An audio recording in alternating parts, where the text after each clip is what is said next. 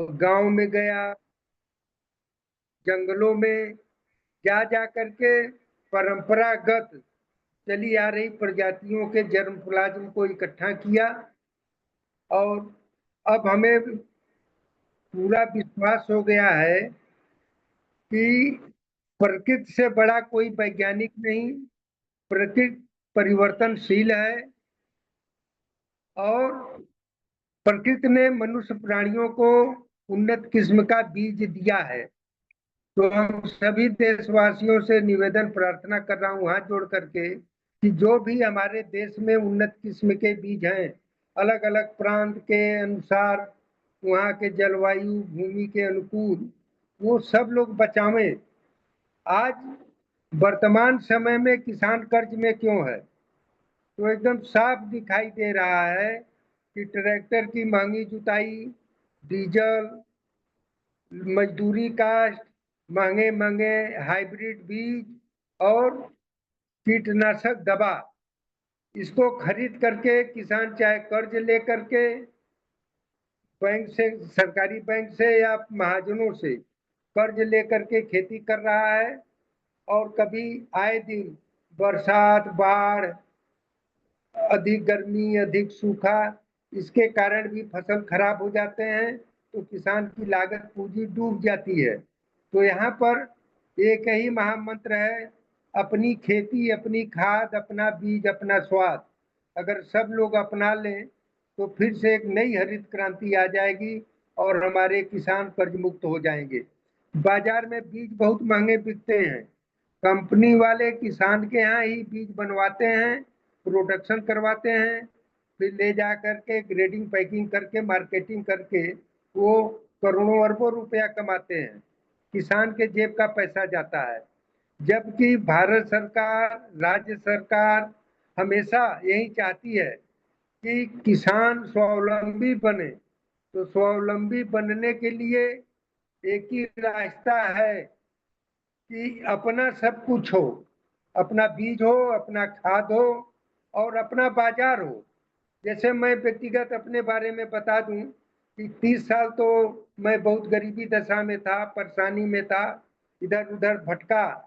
लेकिन जब 25 ग्राम, 50 ग्राम, 100 ग्राम का बीज का पैकेट हर वर्ष लगभग मैं 1 लाख पैकेट, 100 दाना, 200 दाना, 25 ग्राम, 50 ग्राम का पैकेट घूम घूम करके बांटता हूँ।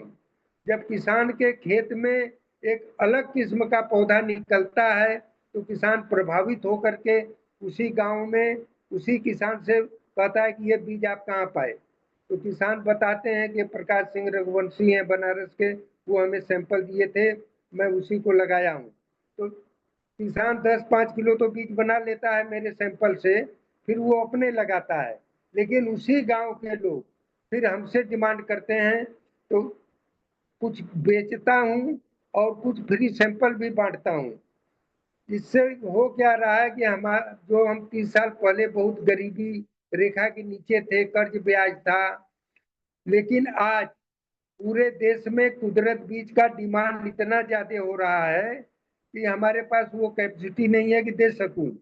इस समय आंख भी खराब हो गई है, रोशनी कम हो गया है और ज्यादा आर्थिक स्थिति भी ठीक नहीं है कि मैं 300 प्रकार के बीजों को संरक्षित कर सकूं, उसका संरक्षण संवर्धन कर सकूं। तो जैसे महाराष्ट्र में डॉक्टर सुभाष नलांगे जी हैं, इनको मैं बहुत कुछ बीज दे दिया हूँ, ये वहाँ देख रहे हैं। हर प्रांत में, हरियाणा, पंजाब, उड़ीसा, असम, बिहार, बंगाल, मध्य प्रदेश, महाराष्ट्र, कर्नाटक, गुजरात, तमाम जगह कई हजार किसानों के यहाँ हमारा बीज पहुंच गया है। अब वो उसको बचा रहे हैं। मैं आज ये भी प्रार्थना करूंगा कि मेरे व्हाट्सएप पर आप लोग अपना address, pin code, mobile number भेजिए, तो सीजन के हिसाब से थोड़े थोड़े हम जर्म प्लाज में भेजेंगे। आप अपने यहाँ के किसानों के यहाँ लगाइए या अपने खेत में लगाइए। अगर वो वैरायटी आपके यहाँ अच्छी हो रही है तो उसका बीज से बीज बना करके आप पूरी खेती करिए और गांव के लोगों को दीजिए, क्रय विक्रय भी कीजिए, रोजगार मिलेगा। तो यही सब हमारा सेवा है। और मैं और देख रहा हूँ प्राण घातक बीमारियां फैल रही हैं, हॉस्पिटल भरे हुए हैं, किसान परिवार का मेहनत का कमाई दवाई में चला जा रहा है। तो इससे भी बचने के लिए अगर हम गाय पालें, भैंस पालें, भेड़ बकरी पालें, तो उसका जो है खाद बना करके हम खेत में डालें, फिर हमको डीएपी यूरिया डालने की जरूरत नहीं है। इसलिए कि मेरा अनुभव है, प्रैक्टिकली है, 1 एकड़ खेत में मैं 10 साल से कुछ नहीं डालता हूँ, फिर भी हम गेहूं 22 से 24 कुंटल प्रति एकड़ उत्पादन ले रहा हूँ। धान जो है 30 कुंटल तक पैदावार ले रहा हूँ, और अरहर 10 से 12 कुंटल उत्पादन हो रहा है। तो मैं करता क्या हूँ, हमारे पास ज्यादा जमीन नहीं है, 4-5 एकड़ के आसपास है, तो मैं फसल चक्र अपनाता हूँ। जैसे गेहूं बो लिया, गेहूं के बाद मूंग बो दिया, मूंग के बाद फिर धान लगा दिया, धान लगाने के बाद फिर मटर लगा दिया। फिर जो है ऐसे बदलता रहता हूँ, एक ही फसल दोबारा नहीं बोता हूँ 1-2 साल के बाद। तो जो पौधे का जो अवशेष मिट्टी में रहता है वो सड़ करके खाद बन जाता है, कंपोस्ट, और मिट्टी में जो कार्बन की मात्रा कमी है उसको भी वह पूरा करती है। तो ऐसे खेत का उत्पादन, और बीज भी देसी होनी चाहिए, हाइब्रिड नहीं। हाइब्रिड बीज में ही बीमारी है, बीज ही बीमारी लेकर के आता है, फसल उगते ही उसमें बीमारी लगती है, फिर किसान को कीटनाशक दवा का प्रयोग करना पड़ता है। जैसे डॉक्टर सुभाष पालेकर जी हैं, एक सुभाष शर्मा जी हैं यवतमाल के, और पूरे देश में बहुत अच्छे अच्छे किसान वैज्ञानिक हैं जो अपने अनुभव से, अपने सूझबूझ से जैविक खाद बना लिए हैं। उसका प्रयोग करिए। अगर आपको जैविक खाद बनाना नहीं आता है तो किसी से जानकारी लेकर, प्रशिक्षण लेकर के सीख लीजिए, तब जो है किसान स्वावलंबी होगा। हम भी 2 दिन का ट्रेनिंग देता हूँ, उन्नत किस्म के बीज का उत्पादन और जैविक खाद बनाने का तरीका। फिर अपनी खेती, अपनी खाद, अपना बीज, अपना स्वाद आ गया, इसी में जो है किसान स्वावलंबी हो जाएगा। जी। हेलो। हाँ जी, बोलिए बोलिए। हाँ, तो मैं कह रहा हूँ कि पढ़ा लिखा जाते नहीं हूँ, कक्षा 8 में था तभी रिएक्शन हो गया था पेनिसिलिन का, पूरे शरीर में घाव हो गए थे, फिर आंख तभी से खराब है, इलाज बहुत हुआ लेकिन नहीं ठीक हुआ। तो जो चीज असाध्य हो जाए उसे भगवान के सहारे छोड़ देना चाहिए। फिर भी मैं चाह रहा हूँ कि हमारे पास 300 प्रकार के जर्म प्लाज्म हैं, सब्जी के, धान के, अरहर के, गेहूं के, मूंग के, सरसों के, जो कृषि वैज्ञानिक रिटायर्ड हो गए हैं यूनिवर्सिटियों से, पूसा से, चाहे चंद्रशेखर कृषि विश्वविद्यालय कानपुर से, या देश के किसी भी यूनिवर्सिटी से। तो जो वो लोग वैरायटी बनाए थे, वो भी वैरायटी आज भी अच्छी उत्पादन दे रही है, लेकिन उन बीजों का उत्पादन नहीं बढ़ाया जा रहा है। तो हम ऐसे भी बीजों को प्रोत्साहित कर रहे हैं, लोगों को बता रहे हैं कि ये बीज से बीज बनाइए और बाजार मुक्त खेती करिए। और जो पुरानी प्रजातियों के, चाहे सब्जी हो चाहे अनाज हो, उसके स्वाद एक अलग ही है और पोषक तत्व भी बहुत ज्यादा है। जैसे मेरे गेहूं कुदरत 9 और कुदरत 17 का मैं सिलेक्शन करके विकसित किया हूँ। PPVFRA है, भारत सरकार की संस्था दिल्ली में, वो मेरे नाम रजिस्टर्ड कर दिए हैं, और हर कुदरत 3 और गेहूं कुदरत 9। तो कुदरत गेहूं में आनंद एग्रीकल्चर यूनिवर्सिटी में लैब टेस्ट हुआ। अभी तक भारत में जितनी प्रजातियां हैं सब में 35 से लेकर 41 पॉइंट है आयरन जिंक का, और हमारे में 48.5 पॉइंट आया है। तो ये इतना ज्यादा आयरन जिंक की मात्रा है, अगर इसका बिस्किट, ब्रेड या दलिया बना करके लोग यूज करें तो आयरन और टेबलेट की जो लोग गोली खा रहे हैं उससे भी जो है निजात मिलेगी लोगों को। जी बोलिए।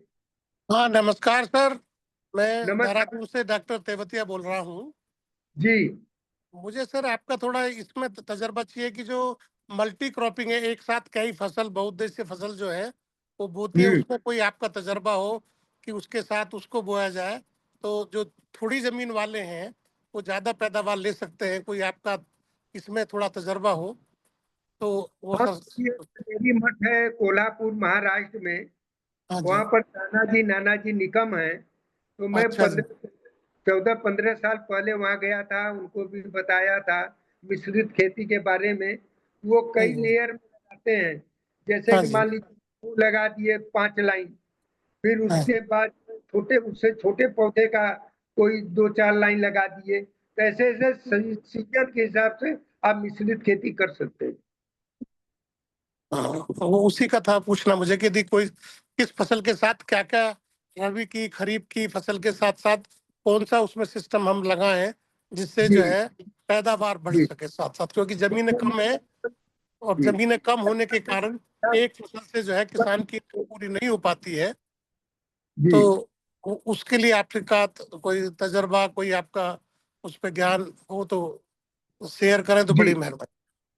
तजुर्बा ये है कि बचपन से मैं किसान परिवार में हूँ, और 16-15 साल की अवस्था में आँख खराब हो गई, मैं आगे पढ़ नहीं पाया।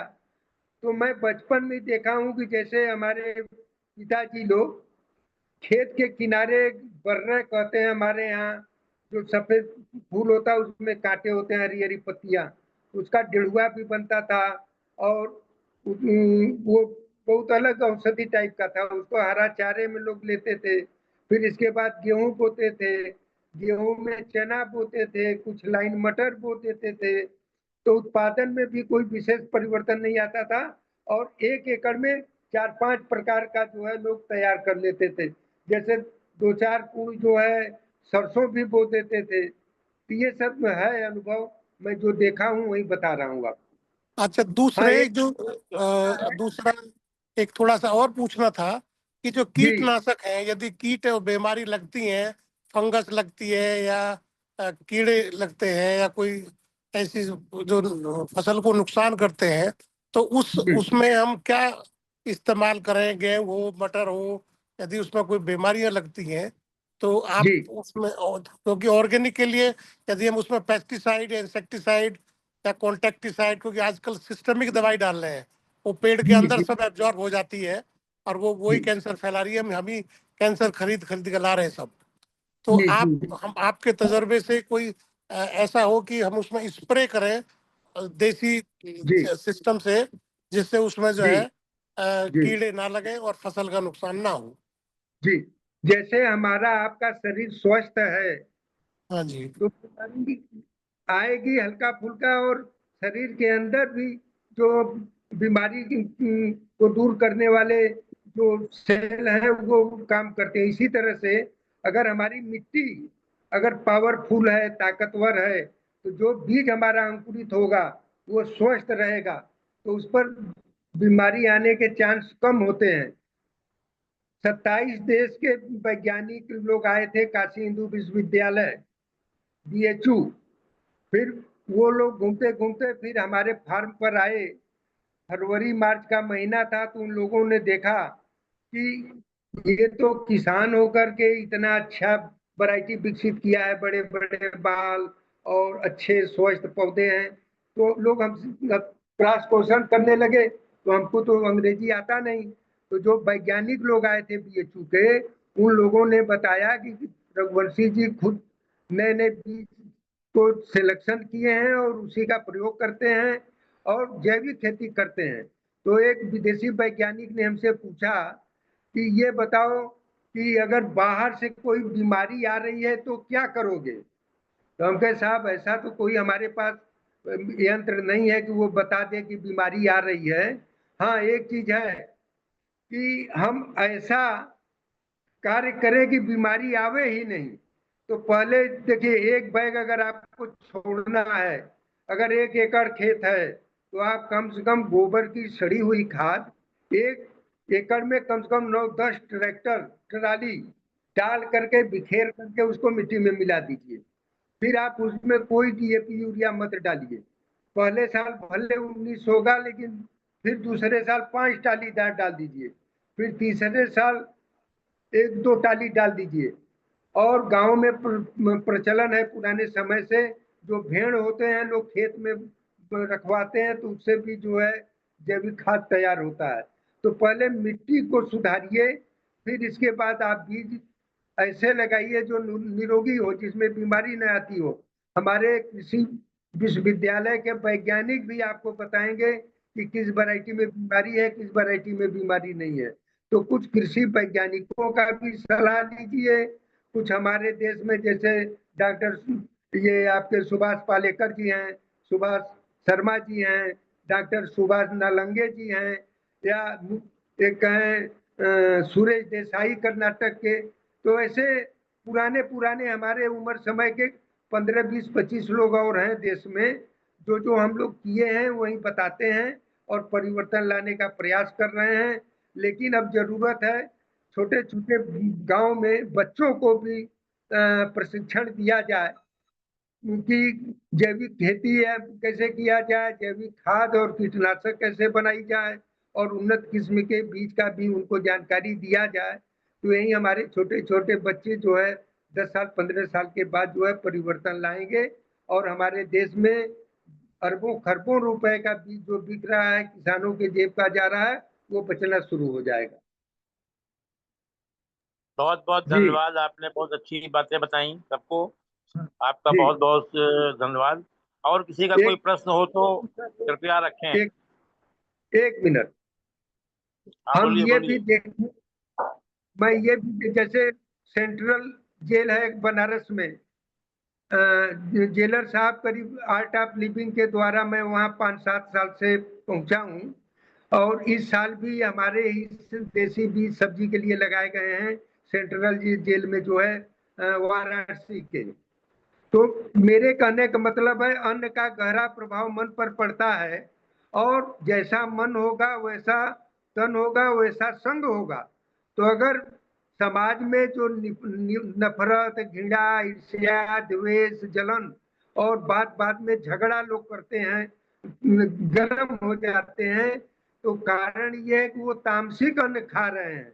जो भी बाजार से खरीद करके आ रहा है उसमें कीटनाशक डीएपी यूरिया का प्रयोग है। तो उससे अगर बच जाए तो हमारे देश में भाईचारा भी बढ़ेगी, और जो गुस्सा करते हैं वो नॉर्मल हो जाएंगे। ये भी मैं प्रयोग कर चुका हूँ कई जगह। और हम भी पहले गुस्सा में हो जाते थे, जब टूर पर निकलते थे 15 दिन 10 दिन 20 दिन के लिए, तो जैसा मिलता था वैसा मैं खाता था। लेकिन घर पर अगर लगातार महीना 2 महीना मैं रह जाऊं और घर का खाता हूं तो हमें गुस्सा नहीं आता है। ये अपना अनुभव बता रहा हूँ। बहुत बहुत धन्यवाद, आपने बहुत अच्छी जी बातें बताई। ये सूर्य जी। प्रकाश सिंह जी का कोई प्रश्न है क्या? सूर्य प्रकाश हाँ, वो सिंह, मेरा कोई छोटा प्रश्न बेटा का हाथ? है। अच्छा, हाथ उठा हुआ है उनका। हाँ, तो और बात किसी कर का ली। कोई चलिए ठीक है, और किसी का कोई प्रश्न हो, हमारे रघुवंशी हाँ, जी से कोई जानकारी चाहिए हो, तो कृपया अपना माइक बारी बारी से अनम्यूट करके अपना प्रश्न रखें। जी। जी सर, सादर प्रणाम सर। प्रणाम प्रणाम। जी मैं सूर्य प्रकाश सिंह वाराणसी से सर। अच्छा, हाँ, बात कर ली। हाँ आपका कोई प्रश्न है? अच्छा ठीक, आपके बेटे हैं ये तो। अब हम हाँ, चाहेंगे ये हाँ मेरे हमारे बीच में जी भाई जी कमलानंद जी मौजूद हैं, कुछ अपनी प्रतिक्रिया बताएं, कुछ अपने अ, बातों से हम लोगों को अनुग्रहित करें। भाई कमलानंद जी। जी को मैं बोलना चाहता हूँ। ओम शांति से जो बहन जी हैं, अगर वो हो तो कुछ पूछे हमसे, मैं बताऊं। किसी का कोई प्रश्न है हमारे रघुवंशी जी से बीज के बारे रघुवंशी में? जी को रघुवंशी जी को रघुवंशी जी बहुत बहुत प्रणाम। प्रणाम। मैं 51 साल पहले गाजीपुर का जी जी कलेक्टर था। जी आपसे मुलाकात भी हुई है, बहुत अच्छा लगा। आपका जो काम चल रहा है बहुत अभिनंदनीय है, और आप एक बहुत बड़ी प्रेरणा प्रेरणा है। आपने जी जितना स्पष्टता से बीज के बारे में और जैविक के बारे में बोला है, बहुत जी गर्व की बात है। मैं अनुरोध करूंगा, अभी जी हम उत्तराखंड में एक अभियान चला रहे हैं, जी वहां पर लगभग 50% लोग निर्विरोध चुनकर आ रहे हैं। अच्छा ग्राम सभा के चुनाव में जी 50% लोग निर्विरोध आ रहे हैं। जो यही देश की जरूरत हालत है, जी जो देश की हालत है आप जानते हैं, तो हाँ हाँ इसलिए जब तक गांव में अच्छा नेतृत्व नहीं होगा, जी अच्छा नेतृत्व और ये जी निर्विरोध आने के बाद एक आशा बनती है। तो मैं ये चाहूंगा कि अभिषेक जी जी और सारे दोस्तों से अनुरोध है, हमारे जी जितने भी इस अभियान में लगे हैं, उप्रेती जी भी हाँ, बड़ा मेहनत कर रहे हैं कि वहां पर जी गांव को अपना स्वावलंबन स्वाभिमान के लिए ये जो जी बीज वाला, बद्री गाय वाला और कम खर्चे वाला, जीवन जी शैली बदलने वाला, तो जी आपको जी मेरा अनुरोध है, आप जरा जी बीच बीच में जी उत्तराखंड के परिप्रेक्ष्य में, तो जी 6 बजे एक मीटिंग होती है, 6 बजे आप प्रतिदिन शाम हमको को, ये 8:15 बजे होती है, एक 6 बजे होती है। तो ये उसमें वार्ता थोड़ा आपके कीजिए अनुभव, जी हाँ, और आपको मैं चाहूंगा ये जी हमारे जो प्रेमानंद जी महाराज है और उप्रेती जी है, वो हाँ उत्तराखंड में अगर ये गांव में जो निर्विरोध आए हैं, उनके हाँ साथ अगर अपन ये जैविक है, जीवन शैली है और जी सहकारिता के माध्यम से धंधे बढ़ाने का धंधा, जिससे जी गांव गांव में गुरुकुल खुले, गोडाउन बने, अपना बीज बने, अपनी हाँ नर्सरी हो, पेड़ हो, बीमारियां न जी हो, जी तो एक बहुत बड़ा आपका इसमें योगदान होगा। तो मैं जी चाहता हूँ ये जी प्रेमानंद जी महाराज और उप्रेती जी महाराज, ये जी अभिषेक जी, ये मिलकर आपके 1 महीने का अभियान है ये, कि कोऑपरेटिव के जी माध्यम से पैसे की कमी नहीं है। और जी जी आपने जो बोला है वो आज विश्व के लिए जरूरत है। जी विश्व जी बचेगा अगर वो जीवन शैली बदलेंगे, खान पान बदलेंगे। तो बहुत जी अच्छा है, जी प्रेमानंद जी महाराज प्रेम प्रेम को लेकर आगे बढ़ रहे हैं, गाय को लेकर आगे बढ़ रहे हैं। तो बहुत अच्छा हाँ है, बहुत अच्छा। प्रेम स्नेह तभी बढ़ेगा जब हमारा मन एकाग्र होगा और हम सात्विक अन्न खाएंगे तो हमारा स्वास्थ्य और दिमाग बोल वचन सब नॉर्मल हो जाएगा, मीठा हो जाएगा। पहले देखिए कहाँ इतना लड़ाई झगड़ा था, गांव भर में कोई कार्य प्रयोजन पड़ता था पूरा गांव डूब जाता था। अब आज कोई किसी के यहाँ नहीं जा रहा है, कारण तामसिक अन्न खा करके लोग तमस में आ गए हैं। और जैसे ब्रह्मा कुमारी बहने यौगिक खेती कर रही हैं, मेरे यहाँ भी प्रयोग हुआ है, तो उससे अन्न का गहरा प्रभाव मन और शरीर पर है। तो मैं जब आप लोग बुलाना चाहेंगे तो मैं आ भी जाऊंगा, किसी न किसी तरह से आऊंगा, चाहूंगा कि परिवर्तन आवे। जैसे उत्तराखंड में विजय जलधारी जी हैं, वो भी बहुत से बीज बचाए हैं। और लेकिन सब बीजों में अंतर यह है कि मेरे पास जितने भी बीज हैं ये अधिक उत्पादन क्षमता वाली प्रजातियां हैं, इसलिए मैं जर्मप्लाज्म फ्री सैंपल बना बना करके 10-15 प्रकार का बीज हर जगह बांट रहा हूँ। बहुत बहुत धन्यवाद आपका। आप जी जो इस तरीके से कृषि को एक बहुत अच्छी दिशा दे रहे हैं, इसके लिए आप हमेशा पूजनीय रहेंगे हम लोगों के बीच में। और जी बाद में भी हम लोग सभी लोगों को यहाँ से जाना है। गोपाल प्रसाद जी का हैंड रेज हुआ जी है, अपनी बात रखिए जी गोपाल प्रसाद जी। जी सबों को प्रणाम। मेरा गुरुदेव से रघुवंशी जी से यह आग्रह है कि जो वो चाहते हैं और जो वो कर रहे हैं, क्या उतने से ही वो संतुष्ट हो गए? उनका सामना, उनके विषय का सामना मल्टीनेशनल कंपनियों से है और उसका बड़ा साम्राज्य है।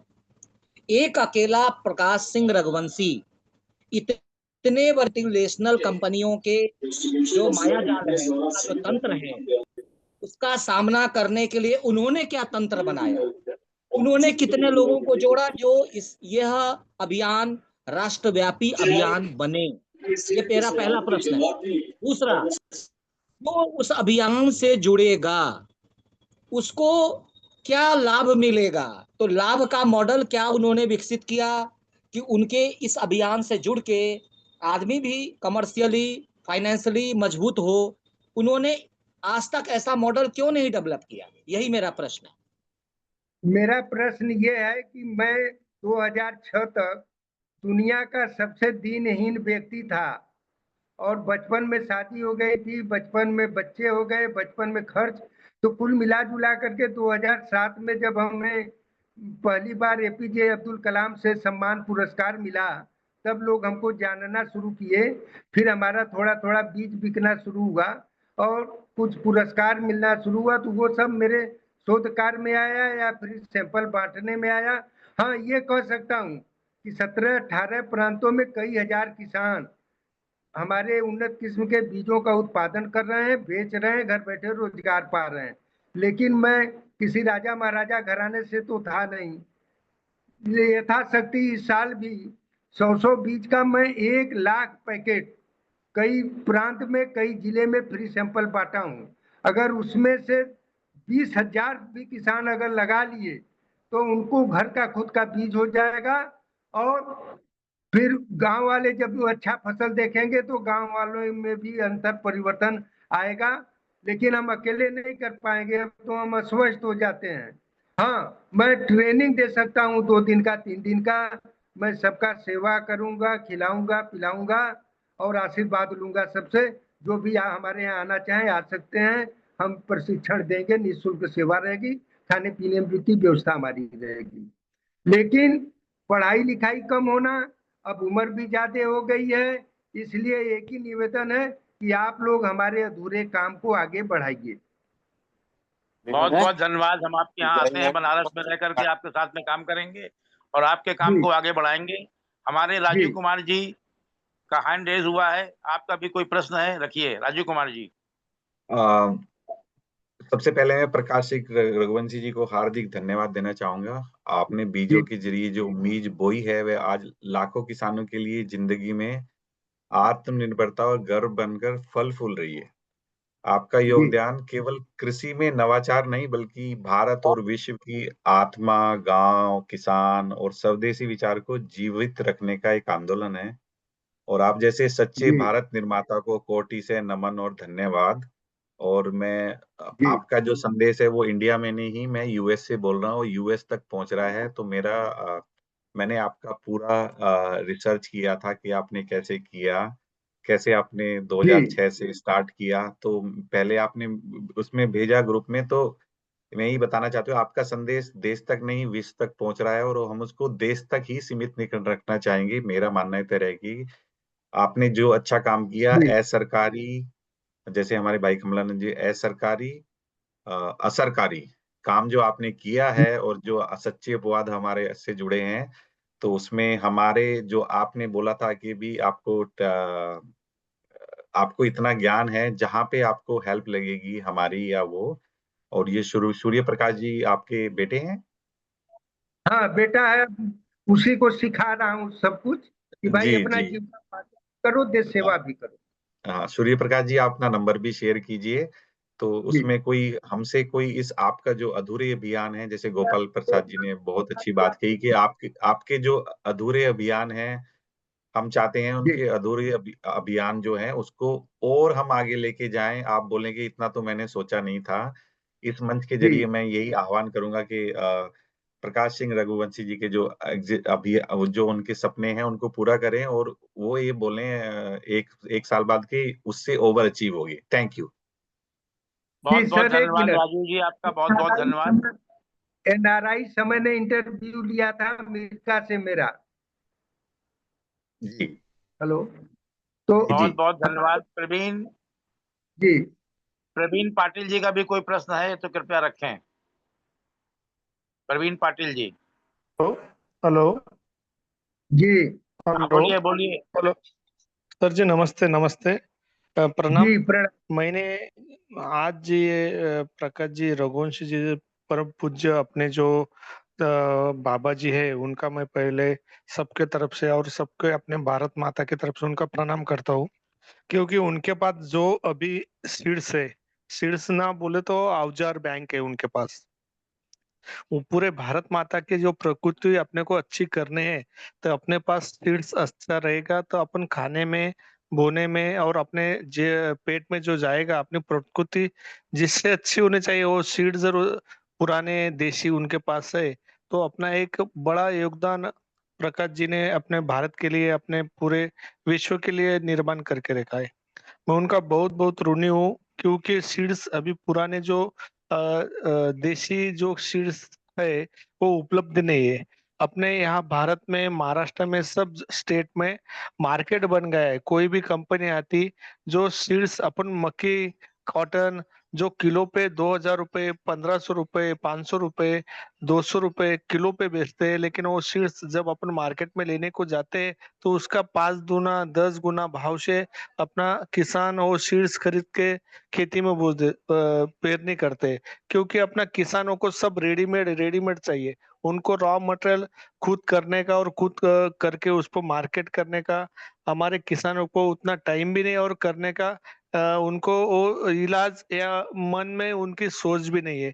इसके लिए दादाजी ने जो करके रखा है, इसके लिए बहुत बहुत मैं ऋणी हूँ। मिला तो मैं तुम्हारे भेंट करने के लिए खुद आता हूँ, और जो जो मेरे को सीड्स लगेगा उस पर मैं काम करने को बिल्कुल महाराष्ट्र की तरफ से तैयार हूँ, और आने का मैं विचार भी करके काका जी तुमको मिलने का आता हूँ। धन्यवाद काका जी। आइए, आपका स्वागत है, आइए आइए। बहुत बहुत धन्यवाद पाटिल जी, बहुत बहुत धन्यवाद। आपने अपने दिल की बात रखी। और हमारे ये मोटरोला मोटो भैया, नाम डाल दीजिए अपना कृपया, आगे से नाम डाल करके आइए। इसमें आपका माइक अनम्यूट है, अगर आपका कोई बात है तो आप अपनी बात रख सकते हैं। चलिए, नहीं है इनकी कोई बात। अब मैं चाहूंगा, हमारे बीच में सुभाष नालंगे जी हैं। सुभाष नालंगे जी अपनी कुछ बात रखें। नमस्कार, मैं डॉक्टर नमस्कार। सुभाष नालंगे बात कर रहा हूँ महाराष्ट्र से। डॉक्टर प्रकाश रघुवंशी जी हमारे महाराष्ट्र के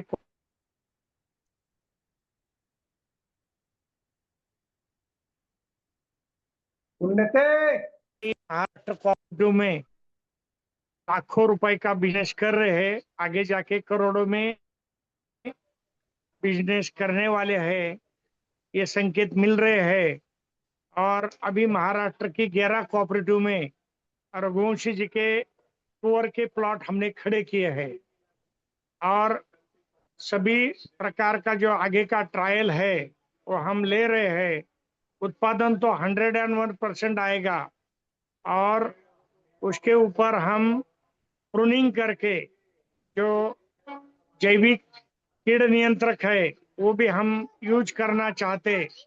एक भाई साहब पूछ रहे थे, उनका बराबर है, आज बाजार में जैविक प्रोडक्ट मारने के लिए उपलब्ध नहीं है, और बीमारी तो बहुत आ रही है। क्योंकि मैंने कम से कम 200 एकड़ के ऊपर रघुवंशी जी का शेड महाराष्ट्र में लगाया है, और इनका जो देशी बीज है, मिर्ची, टमाटर, बैंगन, ये भी हम एक नागपुर के स्कूल में नर्सरी के माध्यम से लोगों को दे रहे हैं। क्योंकि अभी अभी मुझे एक ऐसा रिपोर्ट मिला कि जो अपन चिली खाते उसमें भी अभी कैंसर होने की संभावना है। तो अपन देशी चिली खाना चाहिए। जो हाइब्रिड चिली है वो भी धोखादायक है, ऐसा रिपोर्ट मुझे अभी अभी करंट मिला है ये महीने में। तो रघुवंशी जी का जो मिर्ची का चिली का बीज है वो भी हम अभी बड़े स्केल पे महाराष्ट्र में सभी कोऑपरेटिव में, और कोऑपरेटिव के जो डायरेक्टर है उनके घर में लगा के लोगों के पास पहुंचा रहे हैं। और रघुवंशी ने जो कार्य किया है, आज महाराष्ट्र में उन्होंने सबसे ज्यादा कार्य किया है। और महाराष्ट्र में कम से कम 20 लाख लोग उनके चाहते हैं, और उनका नाम लेते हैं, और बीज लगाते हैं, और उत्पादन से पैसे भी कमाते हैं। मेरे अहिल्यानगर डिस्ट्रिक्ट में भी उनके बहुत लोग हैं कि जिन्होंने इनका तुअर, गेहूं, चना सब टाइप का बीज लगाया है और काम किया है। मेरी और इनकी पहचान 2007 से है, और हम 2007 से आज तक काम अच्छी तरह से कर रहे हैं। मैंने भारतीय कृषक समाज का बीज म्यान करके उनको घोषित करके उनको ब्रांड एम्बेसडर बन के महाराष्ट्र में हम काम कर रहे हैं। अभी अभी उन्होंने पूरे महाराष्ट्र में दौरा किया, और मैं अभी 6 तारीख से 8 तारीख उनके पास ही जा रहा हूँ। और वहां भी हम कोऑपरेटिव के माध्यम से अच्छा काम करने वाले हैं। धन्यवाद। आपका रलंगे जी, बहुत बहुत धन्यवाद आपका। आचार्य विजय कर जी हमारे बीच में हैं। ये भी खेती में माहिर हैं और कम जमीन पे अच्छा उपज करने का इनके पास भी बहुत अच्छे अच्छे फार्मूले हैं। आचार्य विजय कर जी अपनी कुछ बातें रखें और हम लोगों को कुछ ज्ञान प्रदान करें। आचार्य विजय कर जी जो देवास के रहने वाले हैं, कृपया अपना माइक अनम्यूट करके अपनी बात को रखें। धन्यवाद महाराज जी आपका। और डॉक्टर साहब से मैं वर्धा में मिला था। वर्धा के बाद में हम कोऑपरेटिव यात्रा में साथ साथ रहे और इनसे भी मैं लगभग 15 वर्ष पूर्व से जुड़ा हुआ हूँ और इनके बीजों का मैंने अपने यहाँ प्रयोग किया। और विशेषकर अरहर, जिसको तूर या तुवर बोलते हैं, तो मुझे दूसरी चीजें इतना काम में नहीं लगता, पर अरहर हमारे खेत को ताकत देता है, बायोमास देता है और उसकी सूखा दाल के स्थान पर यदि हम हरा फली को ही उपयोग में लें तो उसके कहीं गुना ज्यादा लाभ मिलते हैं। सुखाने के स्थान पे उसका गीला, जैसे मटर का हम सब्जी बनाते हैं, मटर की दाल नहीं बोलते हैं, उसको सब्जी बोलते हैं, और तुअर अरहर की हम दाल बोलते हैं, जबकि दोनों ही दालें हैं। तो हम यदि अरहर का हरा फली लेके उसके दाने से दाल बनाए, सब्जी बनाए, तो वो पोषक गुणों में बहुत अच्छी रहेगी। और एक बार लगाने के बाद में इसको ट्रिमिंग प्रूनिंग करते रहें तो इसका फसल, और साल में 2 बार आता है, तो मेरा इसके ऊपर अच्छा अनुभव रहा है। खेत की ताकत भी बढ़ाता है।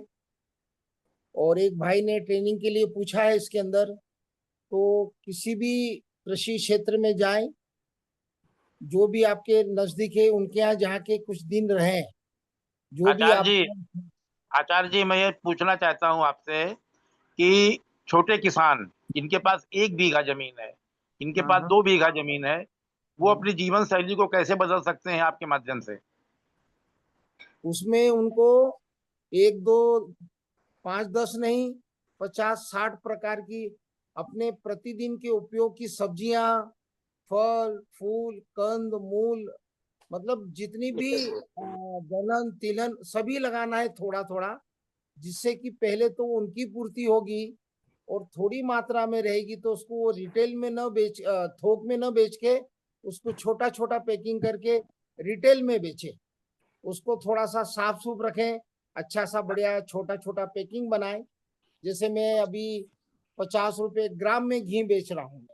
आपने देखा मेरी डब्बियां वहां पे वर्धा में लाया था, सत्तू बना के, जो 50 रुपए का बिक रहा था, हरियाली सत्तू बना के लाया था।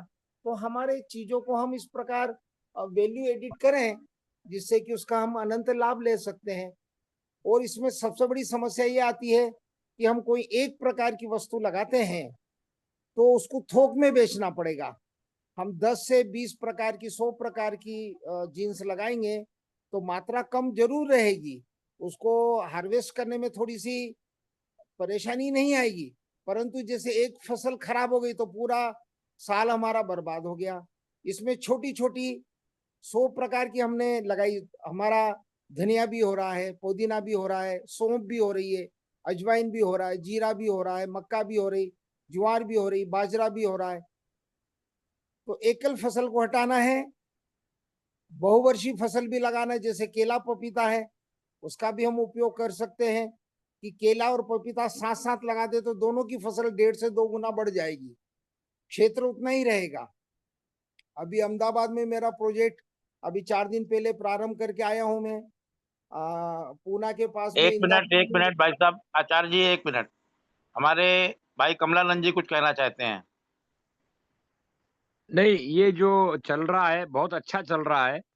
मैं उन्हीं के बाद में उनका जब खत्म हो जाए, या चूंकि आपने बोल दिया तो मैं 1 मिनट में बोल ही देता हूँ ये भाई साहब मेरा जो सबसे अनुरोध है, इतना बढ़िया काम आपने बताया, बनारस के रघुवंशी जी ने बताया, न्यालंगी जी ने बताया, फिर भी सरकार 80% यूरिया पर सब्सिडी दे रही है और यूरिया का ब्लैक हो रहा है। तो मुझे आप प्रश्न जो है कि गति कैसी बढ़े, गति, और इसमें कोऑपरेटिव के माध्यम से बहुत बड़ी सुविधाएं भी है। बहरहाल गति बढ़ाने के लिए मैं चाहता हूं अगर आप लोग कुछ सुझाव दे सके। हम लोग कोशिश कर रहे हैं, उत्तराखंड में जो निर्विरोध लोग आ रहे हैं वो कम से कम अब अपने गांव को, सोच को इस दिशा में लेकर जाए। तो मैं बाद में बोलना चाहता था, लेकिन विषय मेरा यही था, गति कैसी बढ़े, अच्छे कामों को रेप्लिकेशन हो, तेजी से फैले, और ये जो शोषण वाली व्यवस्था है, ये केमिकल और दवाइयाँ और एलोपैथी और शहरीकरण, बड़े पैमाने पर कैसे असरकारी, असरकारी अभियान एक मूवमेंट बने, जिसमें गाय के साथ भी नाटक हो रहा है, जैविक के साथ भी नाटक हो रहा है। तो कैसे ये नाटक से हटकर आम आम आम समाज के लिए गति पकड़े, गति पकड़े, गति पकड़े। धन्यवाद। मैं यही पूछना चाह रहा था। धन्यवाद। इसके लिए तो कमलानंद जी, इसके लिए तो सबसे बढ़िया काम ये है कि हम अपने सभी प्रांतों में, जितने भी हमारे राज्य हैं, हर राज्य में कंटिन्यू ट्रेनिंग सेंटर चालू करें और लोगों को वहाँ ट्रेनिंग दें। और ये कंटिन्यू काम चलना चाहिए, हफ्ते भर का या 5 दिन का या 3 दिन का, जो भी सेमिनार करके लोगों को प्रशिक्षित करें और उसी तरीके से हम लोग काम करें, तभी ये हमारी समस्याएं दूर हो सकती है और तेजी से हमारा कार्य बढ़ सकता है। हमारे सुभाष नालंगे जी भी कुछ कहना चाहते हैं, अपनी बात रखें। उसके बाद सुमेर सिंह रजावत जी। नमस्ते। आपने जो छोटे किसान का जो सवाल उठाया है, तो छोटे किसान के लिए महाराष्ट्र में तो बहुत छोटे किसान है, यानी यहाँ 10,000 स्क्वायर फीट वाले भी किसान है, 5,000 स्क्वायर फीट वाले भी किसान है। ये सवाल हम 20 साल से झेल रहे हैं। तो हमने इनको क्या किया, पहले हमने संगठन किया इनका, और संगठन करके इनको कोऑपरेटिव या जो फार्मर्स क्लब रहता है, महाराष्ट्र में फार्मर क्लब चलता था, इसके माध्यम से 100 एकड़ अगर लैंड हो गई 100 किसान की, और उनको एक पिक पैटर्न दे दिया, फूल का दिया तो फूल का करो, सब्जी का दिया तो सब्जी का करो, प्याज का दिया तो प्याज का करो, लहसुन का दिया तो लहसुन का करो, ये ऐसा पैटर्न देके 100 लोगों का प्रोडक्शन बना के, इसके लिए कोऑपरेटिव के माध्यम से इनका मार्केटिंग करके ऐसा सवाल छूट सकता है। नहीं तो हर आधा आधा जो गुंठा, आधा बीघा खेती है, 1 बीघा खेती है, आगे जाके वो खेती नहीं कर पाएगा, क्योंकि उसको बीज सही नहीं मिलेगा, दवाई सही नहीं मिलेगी, मार्केटिंग सही में नहीं मिलेगी, और कितना भी ट्रेनिंग लिया तो वो भी नहीं जमेगा। इनका ट्रेनिंग इनके खेत में जाके ही देना पड़ेगा, इनको संगठित करना पड़ेगा, और इनको बोलना पड़ेगा कि भाई जो आप पकाएंगे तो हम परचेस करेंगे कोऑपरेटिव के माध्यम से, और इसके ऊपर हम प्रोसेस करेंगे या मार्केटिंग करेंगे, जैसा जहां उपलब्ध है वैसा करना ही पड़ेगा। यही रास्ता है। मैं 30 साल से इसके ऊपर सॉल्यूशन ढूंढ रहा हूँ। आखिर मैं कोऑपरेटिव में काम करके बहुत लोगों को हम इकट्ठा करके, जैसे हमने महाराष्ट्र में 200 एकड़ तुअर का मॉडल बनाया है, 200 एकड़ लोगों को हमने जमा किया और मॉडल बना के अभी हम रघुवंशी जी का सीड का एक बड़ा स्केल पे हम प्रोडक्शन कर रहे हैं, और बड़ा बहुत बहुत प्रोडक्शन धन्यवाद आने आपका के सुभाष बाद, नालंगे जी। हमारे प्रश्न का उत्तर मिल गया कि केवल कोऑपरेटिव एक ऐसा माध्यम है जिसके माध्यम से हम छोटे किसानों को भी एक उत्तम किसान बना सकते हैं और उनकी जीविका के लिए बहुत अच्छी व्यवस्था बना सकते हैं। छोटे किसान जो हमारे हैं वो सब कोऑपरेटिव के माध्यम से ही अपनी उन्नत खेती कर सकते हैं। सुमेर सिंह रजावत जी अपनी बात को रखें। हुकुम, जब तक प्रत्येक ब्लॉक पर मॉडल फॉर्म नहीं बनेंगे, जब तक ये कार्य योजना सफल नहीं की जा सकती। और अलग अलग अलग प्लेसेज की अलग अलग समस्याएं हैं। जहां पर पीएच ज्यादा है, नहरी पानी नहीं है, वहां पर सुभाष पालेकर साहब जैसी पद्धतियों को लागू किया जाना संभव नहीं है। तो ये शोध का विषय है, और शोध के साथ साथ हर ब्लॉक पर एक मॉडल फॉर्म बने। और शोध जब तक पूरा कंप्लीट अलग क्षेत्र वाइज नहीं होगा, ये कार्य योजना इंप्लीमेंट करना मेरे हिसाब से असंभव नहीं है। बिल्कुल सही बात है आपकी, क्योंकि मौसम का फर्क पड़ता है, इस बात से हम आपके सहमत हैं। और हम लोग जो भी किसानी कर रहे हैं, जो भी हमारे डॉक्टर साहब लोग काम कर रहे हैं, वो लगभग सभी लोग इसी विधि से काम कर रहे हैं कि जहाँ जो चीज उपज हो सकती है उसी की उपज होगी। और यही हमारे गाय के साथ भी है कि जो गाय जहाँ के लिए है वो वहीं पर सुरक्षित रह सकती है हर जगह, क्योंकि गाय से भी संबंधित हमारे नेचर से भी संबंध है गाय का। इसलिए ये आपकी बात बिल्कुल सही है। और इसी तरीके से सॉइल टेस्टिंग करके, सब कुछ टेस्टिंग करके जो भी हम लोग व्यवस्था बनाते हैं, उस पर हमें काम करने की जरूरत है, हम काम कर रहे हैं। नितिन किशोर जी, आपने भी अपना माइक अनम्यूट किया था। नितिन किशोर जी, आपकी अगर कोई बात हो तो रखिए।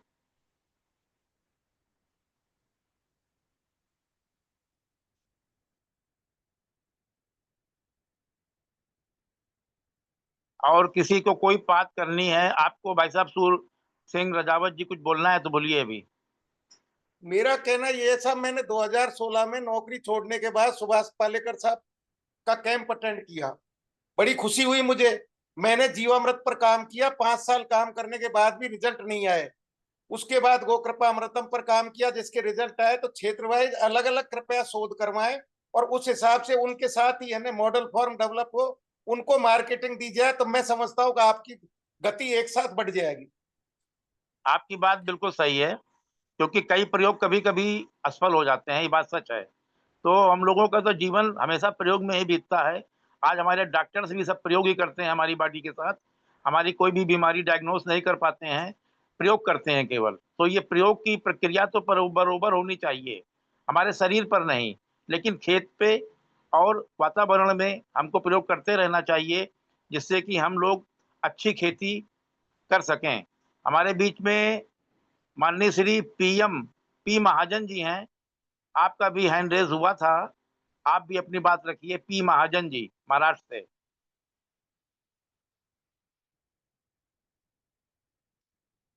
राजा राम यादव जी, आप हमारे बीच में हैं, आप भी अपनी बात किसानी पे, गौ माता पे रखिए हमारे बीच में।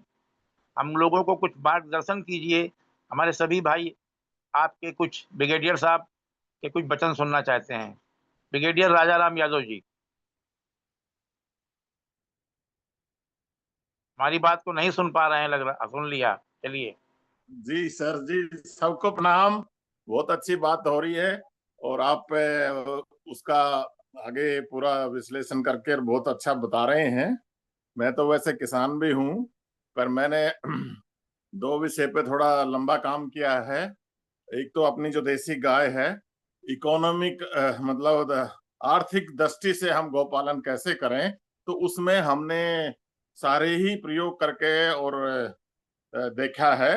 तो उसमें जो भी हमारे छोटे किसान हैं उनको भी मैं ये सलाह दूंगा, कोऑपरेटिव तो है ही एक बहुत अच्छा, अगर हम सामूहिक भी आ जाए तो बहुत होगा आगे फ्यूचर में। तो क्योंकि एक एक गाय और ऐसे तो बात नहीं बन रही है, और हम गांव में भी, हर एक गांव में भी सामूहिक गौशाला खोलें, चाहे गोचर भूमि के खोलें, वो तो एक हिसाब है।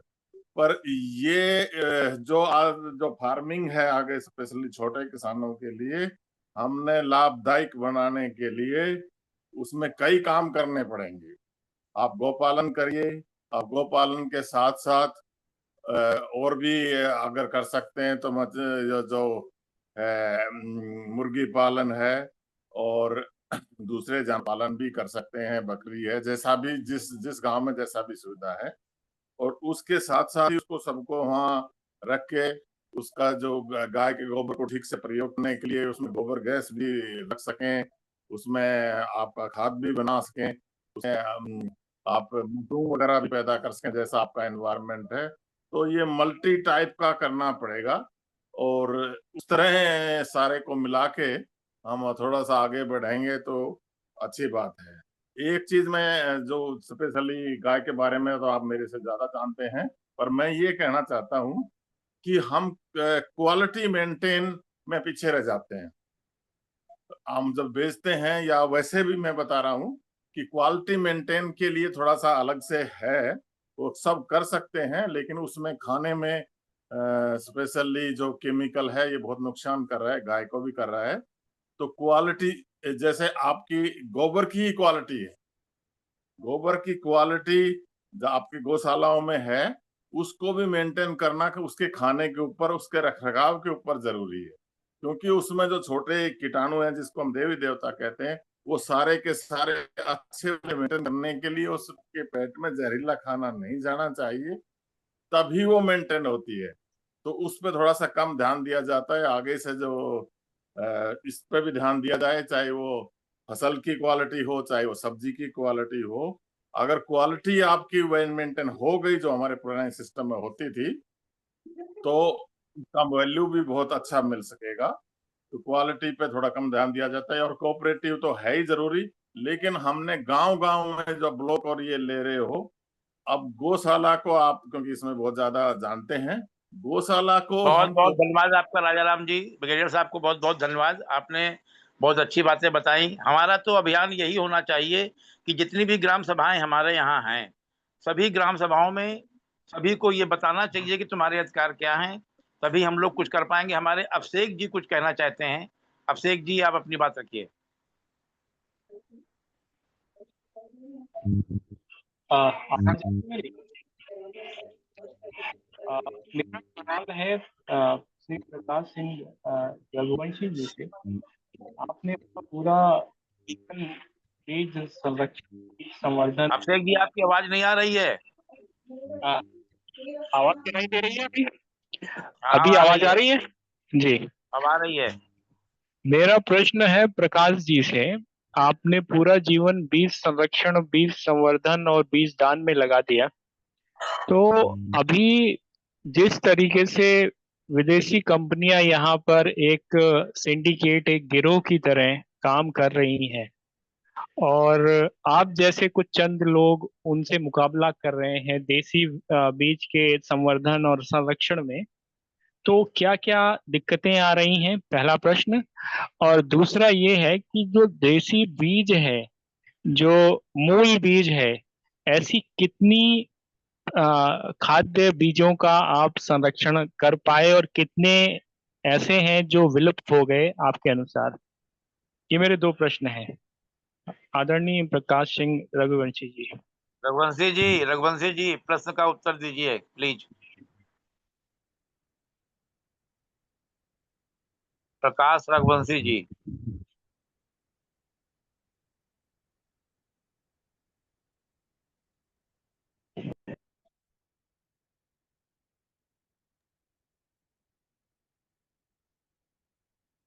रघुवंशी जी अभी इस समय है नहीं हमारे बीच में। रघुवंशी जी के बारे में उनके तरफ से मैं बात करता हूँ, हाँ, क्योंकि मैं बोलिए, अभी उनका काम कर रहा हूँ महाराष्ट्र में।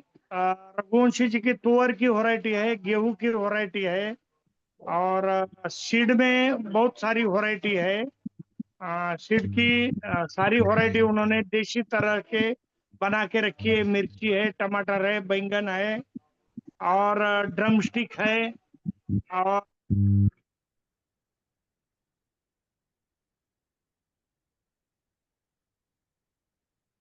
उन्होंने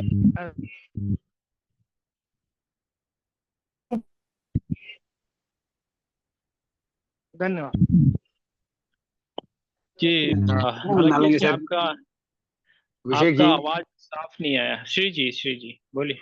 हाँ, इसके अलावे बीज बचाओ आंदोलन जो उत्तराखंड से शुरू हुआ था, विजय जड़धारी एंड ग्रुप, उससे भी हम लोग कांटेक्ट में हैं। और खुशी की बात है कि 200 वैरायटी सिर्फ राजमा का, बाकी बहुत सारी वैरायटीज हैं, 200 वैरायटी राजमा का उन्होंने अभी बचा के रखा है। और बहुत सारी उन्हीं से सीख के वंदना शिवा ने भी नवधान्या करके काफी कुछ किया है। ऐसी कम से कम 8-10 संस्थाएं हैं हमारे हिंदुस्तान में जो कि देशी बीज को काफी गहराई में बचा के रखे हैं, और उनका प्रचार प्रसार हो रहा है। जी। ये जो भी लोग बीज बचाने में लगे हुए हैं, और ये जो बीज कंपनियां हैं, जो विदेशी बीज कंपनियां हैं, इनका नेक्सस जो बना हुआ है, जिसने पूरे हमारे खेती व्यवस्था को जकड़ रखा है, तो इसको लेकर कुछ काम हो रहा है? कौन लोग कर रहे हैं, कैसे कर रहे हैं, और क्या दिक्कतें आ रही हैं, कोई बता सकता है मुझे? आप सभी लोग से मेरा प्रश्न है। सर जी, हेलो हाँ हेलो। प्रवीण जी, हाँ बोलिए। मैं इसके ऊपर तुमको मैं बता सकता हूँ।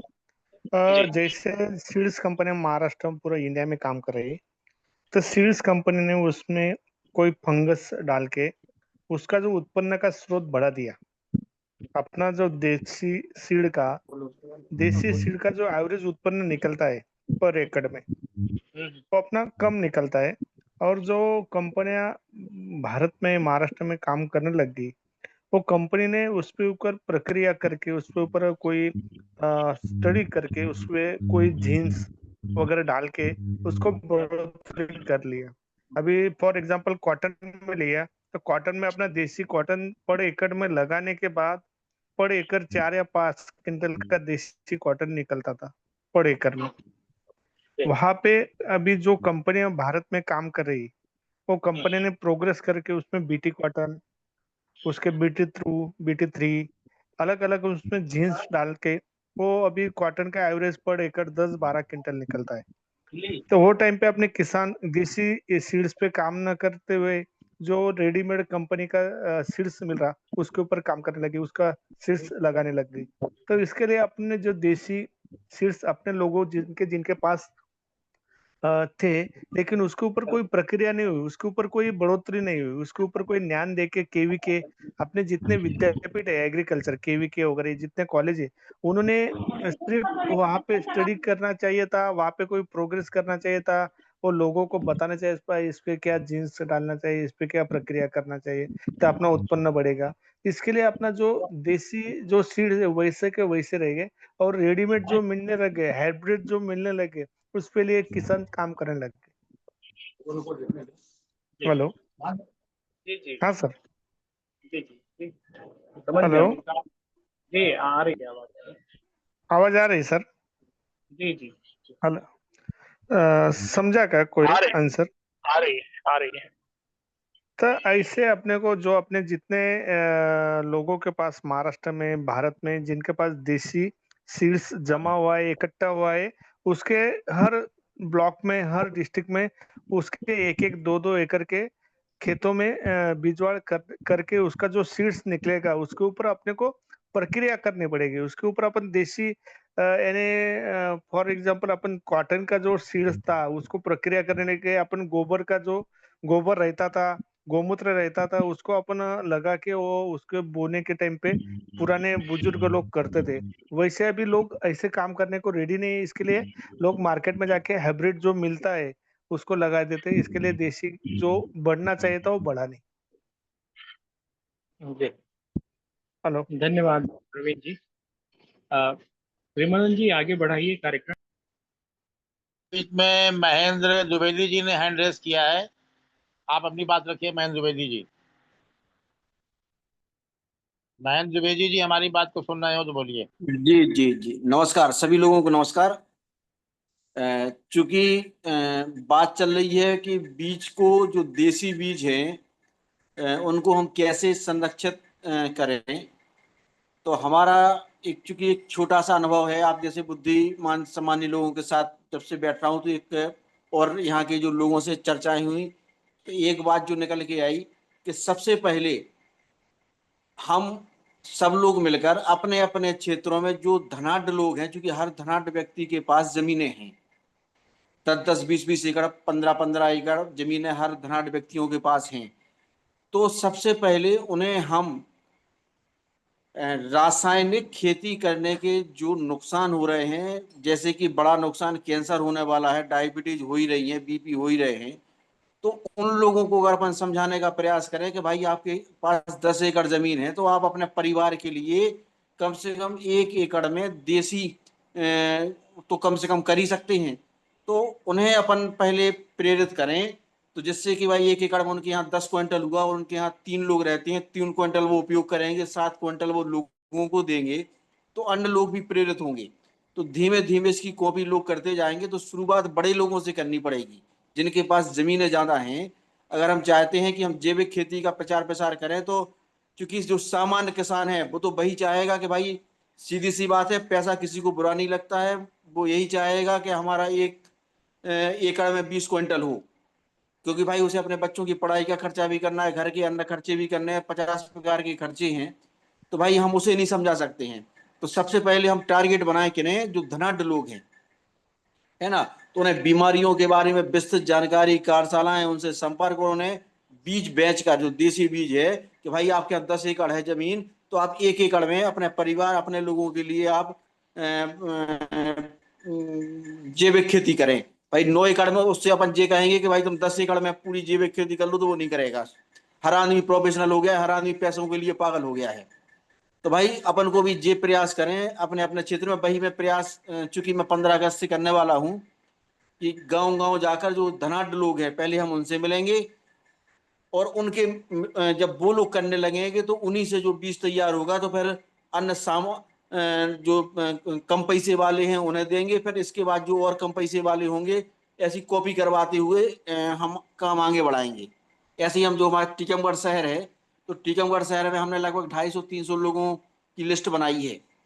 250-300 लोगों की हम एक बड़ी कार्यशाला रखेंगे, और उन कार्यशालाओं में सबसे पहले जो एक्सपर्ट्स रहेंगे, कृषि विद्यालय के अन्य लोग और आप जैसे समाज सेवी, उनके माध्यम से उनकी दिन भर की ट्रेनिंग कराएंगे, और ये बतलवाएंगे कि भाई हम रासायनिक खेती से जो अब हम खुद खा रहे हैं, तो हमारे ऊपर क्या दुष्प्रभाव पड़ रहा है, हमारे परिवार पे क्या हो रहा है, बीमारियां हो रही हैं। तो भाई आप 10 एकड़ में खेती ना करो, आप तो 1 एकड़ में खेती करो, और हम सुधरेंगे, युग सुधरेगा। भाई शुरुआत आप अपने हिसाब से करो। तो हमारा ये प्रयास रहेगा, और जिससे हम 5 से 10 सालों में एक जो छोटे से छोटा किसान भी है, उस तक की बात समझ में आ जाएगी कि भैया हमें जैविक खेती करना है, हमें स्वयं स्वस्थ रहना है, और परिवार वालों को रखना है। और जब लोग डिमांड करेंगे, क्योंकि डिमांड बढ़ानी है उसकी, कि जैविक, अभी हमारे टीकमगढ़ में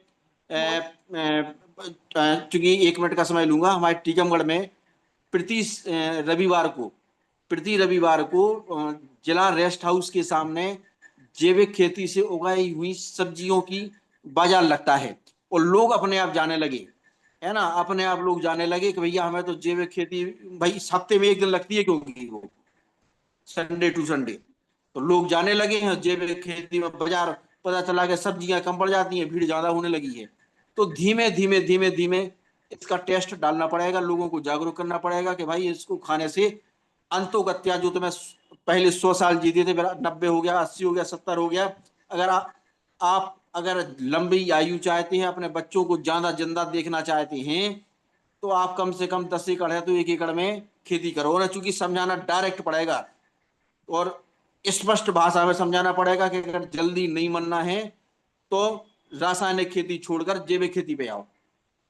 कड़ी भाषा में भी बहुत बहुत समझाना धन्यवाद पड़ेगा। आपका, बहुत बहुत धन्यवाद महेंद्र द्विवेदी जी, आपने बहुत अच्छी योजना बताई है, और हमको ऐसे ही काम करने की जरूरत है। प्लस सरकार के ऊपर भी दबाव बनाने की जरूरत है कि वो यूरिया का बाइकाट करें, और यूरिया को और पेस्टिसाइड को, जो भी हमारे केमिकल्स हैं, उनको किसानों को किसी भी तरीके से उनसे दूर हटाएं, क्योंकि सरकार से भी लड़ने की जरूरत है, और हमको भी काम करने की जरूरत है। आपकी योजना बहुत सफल रहेगी, और जो आपने तरीका बताया बहुत अच्छा रहेगा। हमारे बीच में जूम यूजर के नाम से एक महोदय हैं, हाथ उठा हुआ है, कृपया अपना नाम बदल दें। जूम यूजर तो सभी लोग हैं, आप अपना नाम डालिए और अपनी बात रखिए। अपना नाम मैं बताइए और अपनी एक बात सर रखिए। एक मिनट में और लेना आप चाहूंगा, बोलिए आधा मिनट। बोलिए बोलिए बोलिए मैं जुबेदी जी, आधा बोलिए। मिनट में, जी मैं आधा मिनट में ये कहना चाहता हूँ कि जो देसी बीज संरक्षक हैं, कौन कौन लोग ऐसे सम्माननीय हैं देश में, जो देसी बीजों का काम कर रहे हैं, देसी बीज दे सकते हैं, अवेलेबल करा सकते हैं अधिक से अधिक। तो उनसे उनके नंबर हमें आप प्रदान करवाने की कृपा करें, जिससे कि हम उनसे संपर्क कर सकें, उनसे हम बीज ले सकें। मिल जाएंगे, धन्यवाद। आपको आपको मिल जाएंगे नंबर। जी जी, थैंक यू, बहुत बहुत धन्यवाद। बहुत बहुत धन्यवाद आपका। जूम यूजर जी तो चलेगा ही लग रहा है, नहीं बोलना है उनको कुछ। हाँ, सुमेर सिंह रजावत जी कुछ कहना चाहते हैं क्या? हाँ सर, अभी तक मैं जो सुन रहा था, मैं उस बात से सहमत नहीं हूँ। डॉक्टर मनीष जी ने ऑल ओवर इंडिया की एक डायरेक्टरी बनाई है जो नेचुरल फार्मिंग पर वर्क कर रहे हैं। जिन किसानों ने नेचुरल फार्मिंग पर ऑलरेडी वर्क कर रहे हैं, उनकी क्या प्रॉब्लम्स है, अगर उनकी प्रॉब्लम्स का समाधान कर दिया जाए, तो बगल वाले किसान तो अपने आप ही जुड़ जाएंगे। जब तक ऑलरेडी जो खेती कर रहे हैं उन किसानों का भला नहीं होगा।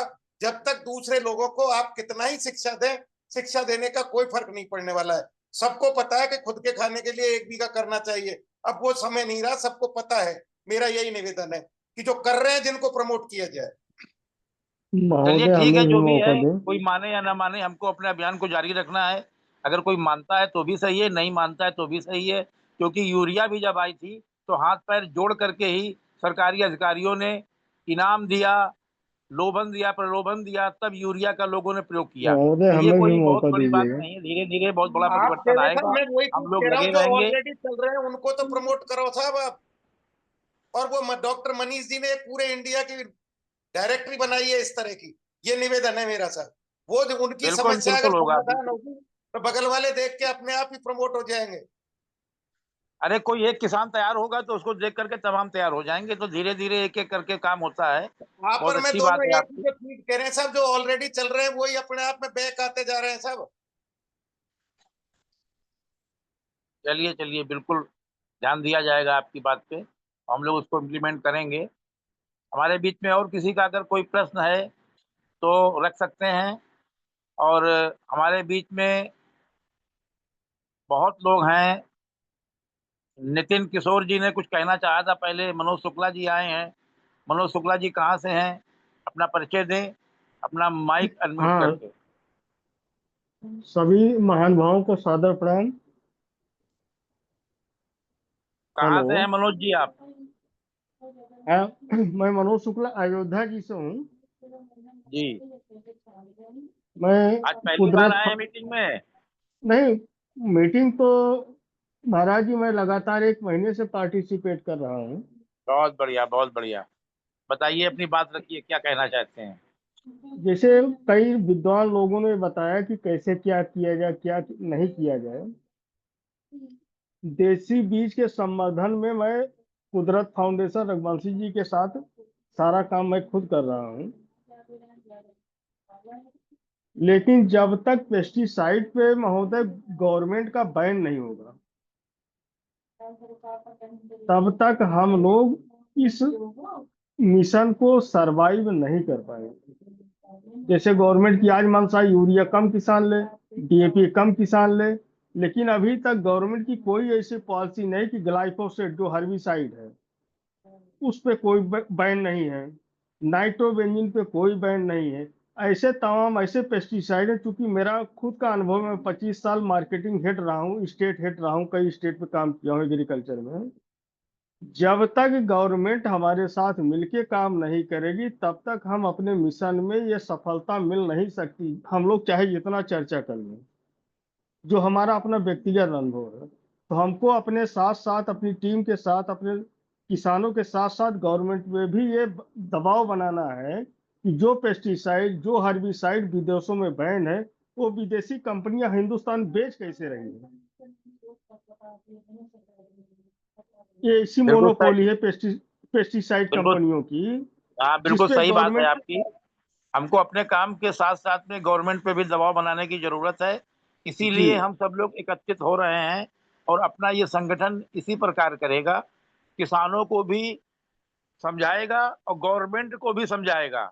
हमको दोनों को ही समझाना पड़ेगा, हाँ, क्योंकि यही गवर्नमेंट को काम ये पहले भी समझाना हुआ। कि जी जी। जी देखिए गवर्नमेंट जब तक बैन, देखिए गवर्नमेंट ने बैन कर दिया ऑन पेपर, लेकिन बिक सारा चीज रहा है। उसके हिसाब से आधार को आइडेंटिटी प्रूफ के अलावा उसको वेंडर्स प्रूफ नहीं मानना चाहिए, क्योंकि अगर 2000 रुपये दोगे तब तक भी एक आधार हो सकता है, तो 2-2 हजार रुपए में कोई का पेट्रोल का भी आधार हो सकता है। उसमें सर क्या है, सर जो हमारा अपना व्यक्तिगत अनुभव, हर्बिसाइड का इफेक्ट 50 साल तक रह रहा जमीन में। सर आज इस मामले में पिटिशनर योगेंद्र यादव ने कहा कि अगर बिहार में कुत्ते के नाम पर निवास प्रमाण पत्र जारी हुआ है, उसे इलेक्शन कमीशन ठीक है, वो चल रही टीवी चल रही, थोड़ी बंद करा दो टीवी।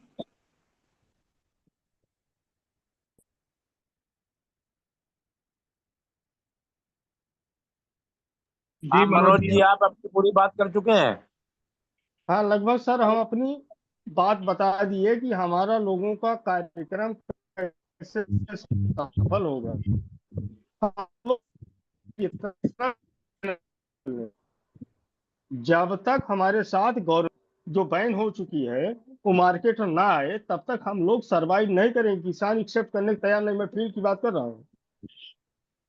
चलिए, इस पर भी हम लोग विचार करेंगे और इस पर भी हम लोग बात करेंगे, क्योंकि हम लोग जब परिवर्तन लाना चाहते हैं और परिवर्तन की बात कर रहे हैं तो सभी दिशाओं पर कार्य करने की जरूरत है। गवर्नमेंट से भी वैन करने की मांग करी जाएगी और पहले तो अपन को एक एक गांव में सुधार करने की जरूरत है। उसके बाद जब कुछ दिखेगा गवर्नमेंट को तो गवर्नमेंट अपने आप अपने रास्ते पे आएगी। जो उन्होंने गलतियां भूत में की हैं वो भविष्य में ना करें, वर्तमान में भी ना करें, ऐसा हम लोगों का प्रयास रहेगा। नहीं गुरु जी देखिए, आप नहीं गुरु जी, आप हमारी बात नहीं समझ रहे हैं।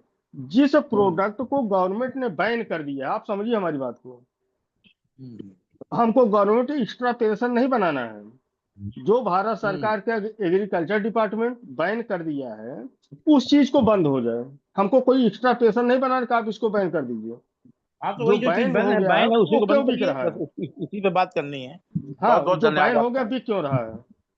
नहीं बिकना चाहिए। अरे बैन तो बहुत सी चीजें हैं, बहुत सी दवाएं हैं वो भी बिक रही हैं। वो तो सब पे अलग अलग तरीके से लड़ना पड़ेगा और बात करना पड़ेगा। हमारे बीच में अवतार मेहर बाबा जी हैं। अगर कोई बात उनके मन में हो, कोई प्रश्न उनके मन में हो तो कृपया अपनी बात को रखें। अवतार मेहर बाबा।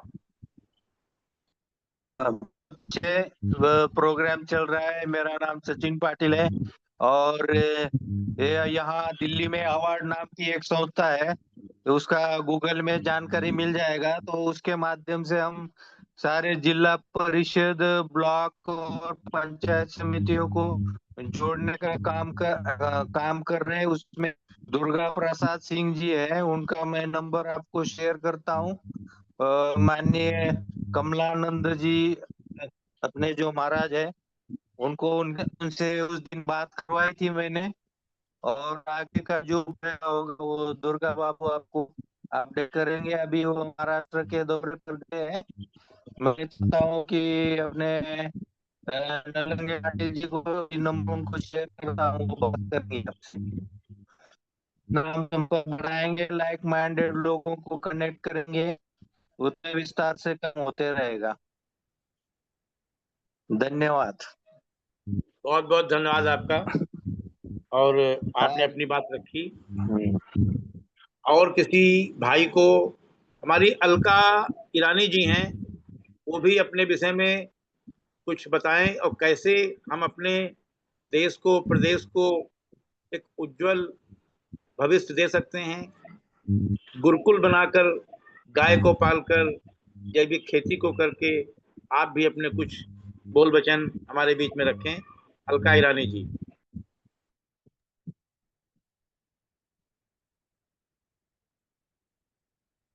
आपकी ये जो चर्चा बहुत अच्छी हो रही थी और आप जैसे सभी रथी महारथी एक साथ हो गए, ये तो बहुत अच्छा हो गया। जैसे कि आई थिंक भगवान ने ही आप सबको एक आने के लिए प्रवृत्त किया है, ऐसा मैं समझती हूँ। क्योंकि दुनिया को और ह्यूमैनिटी को बचाना आपके ही हाथ में है।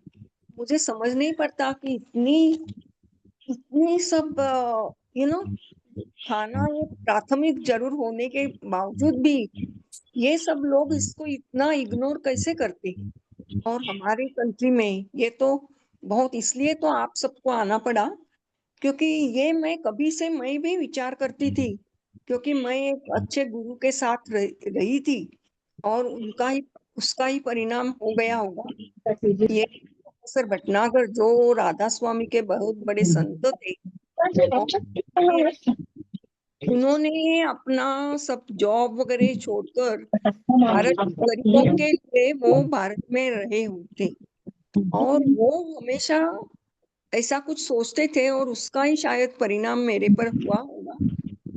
मैंने 10-12 साल पहले ही, क्योंकि उनका सब लिखना मैं ही करती थी, तो मैंने एक लिखा था, एक लेख, back to basics.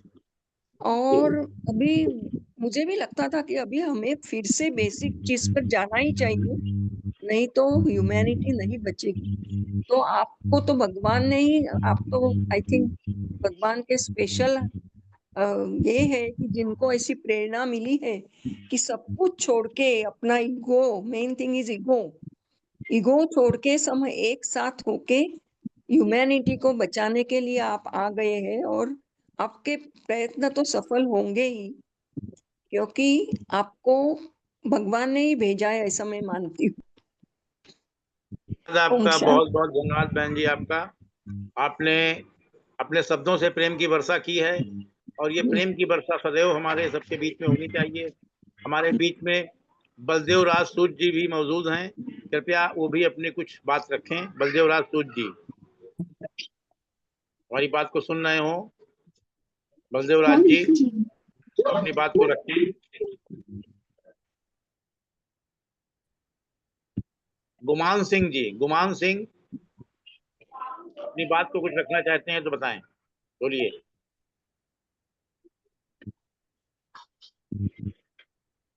PC Agarwal जी कुछ बोलना चाहते हैं क्या? नहीं, आज नहीं बोलूंगा। आज अभी चलिए ठीक है। पूरे गोष्ठी अटेंड नहीं कर पाया, इसलिए। शशांक जी, आप कुछ रखना चाहते हैं अपनी बात? जी जी, अभी फिलहाल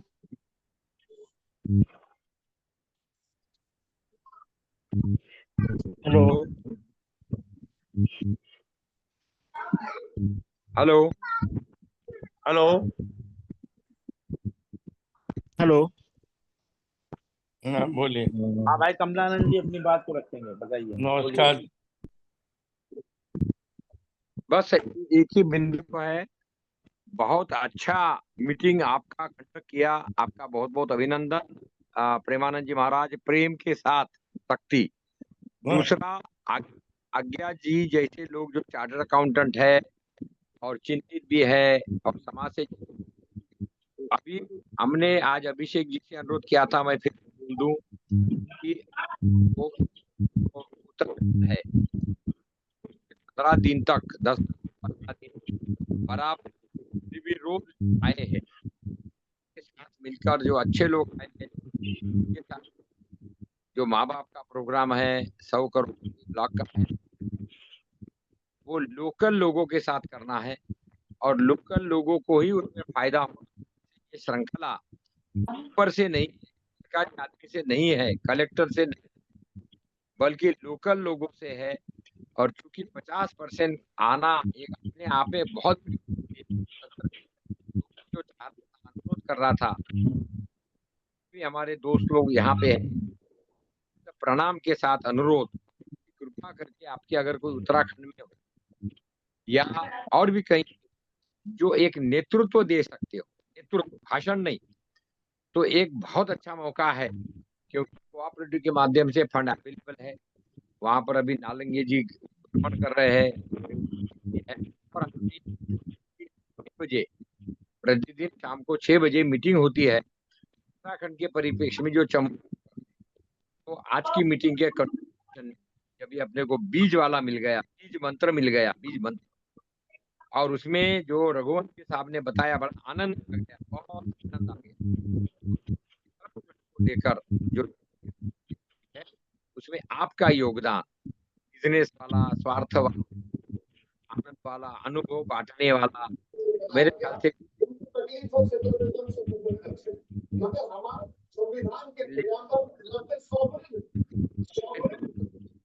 है, अपने अपने क्षेत्र में काम कर चुके हैं, करना चाहते हैं वाले नहीं, कर चुके हैं।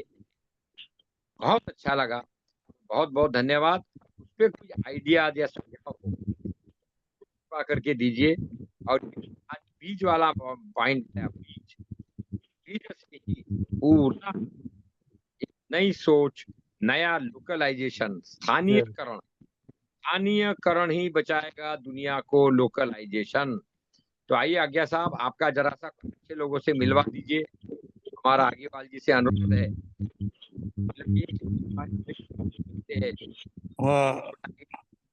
क्यों है तो बढ़ाने के लिए हम सबको मार्केटिंग सीखना पड़ेगा। मार्केटिंग मार्केटिंग मार्केटिंग, आइए मिलकर का। सबको प्रणाम, बहुत बढ़िया, आनंद आ गया। जय हो, जय हो, जय राम राम। बहुत बहुत धन्यवाद। बहुत बहुत धन्यवाद कमलानंद जी का। कमलानंद जी हमारे बहुत ही 78 साल के नौजवान व्यक्ति हैं, जो कि हमारे बीच में हम सबको एक करने का काम पूरे दुनिया में घूम घूम के कर रहे हैं। इसलिए हम हमेशा उनके शुक्रगुजार रहते हैं और हम चाहते हैं कि आपस में एक दूसरे की बात को सुन करके उसका अनुपालन करते हुए हम लोग आगे बढ़ें, एक दूसरे से प्रेम करते हुए, एक दूसरे की मर्यादा को बनाए रखते हुए हम लोगों को सबको मिल के काम करने की ज़रूरत है। और किसी भाई का कोई प्रश्न हो, कोई बात रखना चाहता हो अपनी, तो कृपया अपना माइक सुमेर सिंह जी ने कोई बात करनी है तो कह सकते हैं, बाकी उन्होंने तो हमको लगता है लाइक किया है बात को। आप सभी लोगों से विनम्र निवेदन है, किसी का अगर कोई प्रश्न हो, किसी का कोई अपनी बात रखना चाहता हो, अपना अनुभव बताना चाहता हो, तो भी हमारे पास लगभग 10-15 मिनट हैं, हम लोग आपस में चर्चा कर सकते हैं। बाकी आप सभी लोगों का बहुत बहुत धन्यवाद। हमारी एक गुजारिश भी है, आप सभी लोगों से प्रार्थना है हाथ जोड़ करके कि अपने दो मित्रों को साथ में लाइए और इस जूम मीटिंग को और अधिक लोगों से भरिए। बहुत बहुत धन्यवाद आप लोगों का। आप लोगों ने अपना अमूल्य समय निकाल करके अरे हम लोगों के थोड़ा आवाज कम करना। बोलिए। तो मार्केटिंग के संदर्भ में मेरा निवेदन ये है कि उपभोक्ता को किसान पर भरोसा नहीं है, किसान को और भरोसा एक दूसरे पर नहीं होने के कारण, क्योंकि क्वालिटी कंट्रोल की कोई ऐसी यूनिट नहीं है जो ये कह सके कि ये माल बहुत ज्यादा अच्छा है। खाने के बाद पता लगना अलग चीज है। इसलिए ये क्वालिटी कंट्रोल वाला कोई सिस्टम बैठे तो मार्केटिंग भी बढ़ जाएगा।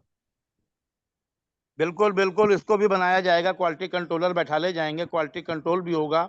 और दुनिया में हर चीज़ की मशीनें हैं, तो हमारे बीजों का भी क्वालिटी कंट्रोल भी निश्चित करने के लिए हमारे देश में उपकरण होंगे। उनको व्यवस्थित करके इस कार्य को, आपके सुझाव को आगे रखा जाएगा और उस पर कार्य भी किया जाएगा, जिससे कि किसान पर भरोसा तो इसलिए लोगों का उठा हुआ है क्योंकि वो केमिकल खिला खिला करके लोगों के जीवन को उन्होंने बर्बाद किया है, गौ माता का अपमान किया है, इसलिए किसान भी अपमानित हो रहा है और फांसी लगा लगा करके मर रहा है। तो सबको अपना भोग भोगना पड़ता है संसार में, जो भी जिस कार्य को करता है उसका भोग उसको भोगना पड़ता है। इसलिए सभी को अपनी व्यवस्थाओं में परिवर्तन लाना पड़ेगा, अपनी सोच में परिवर्तन लाना पड़ेगा। जय हिंद, जय भारत। हाँ कमलानंद जी। सर खाद्य कमीशन का सर जी शुद्धता की मांग तो हर आदमी चाहता है, अच्छा वकील मिले, अच्छा मिले, अच्छा पत्रकार मिले, अच्छा मास्टर मिले, सब लोग शुद्धता की तलाश में हैं, लेकिन सप्लाई नहीं है। इसका मतलब डिमांड और सप्लाई में गैप।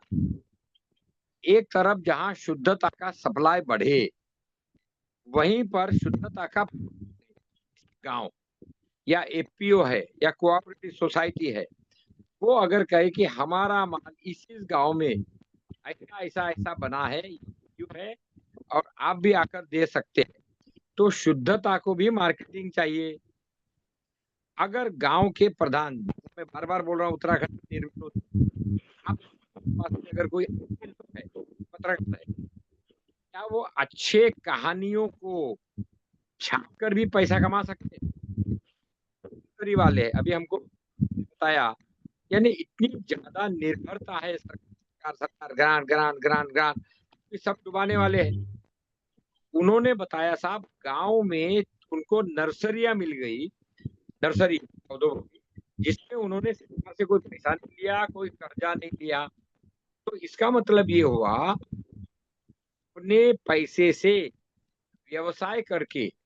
अब इसमें हमारे पास और भी ऐसे मॉडल है उत्तराखंड में, बाकी जगह में है, तो सफाई की मांग है, हर आदमी अशुद्धता से तंग हो गया है। तो ऐसी दिशा में जब मांग है और सप्लाई नहीं है, तो अगर सप्लाई और डिमांड के बीच में गांव का मॉडल मांग तो है लेकिन करे तो मेरे ख्याल से गति बढ़ सकती है। आज्ञा जी कुछ बोलना चाह रहे हैं जी? मैं ये कह रहा था कि शुद्धता की मांग तो है, लेकिन शुद्धता की क्वालिटी का जजमेंट का होगा।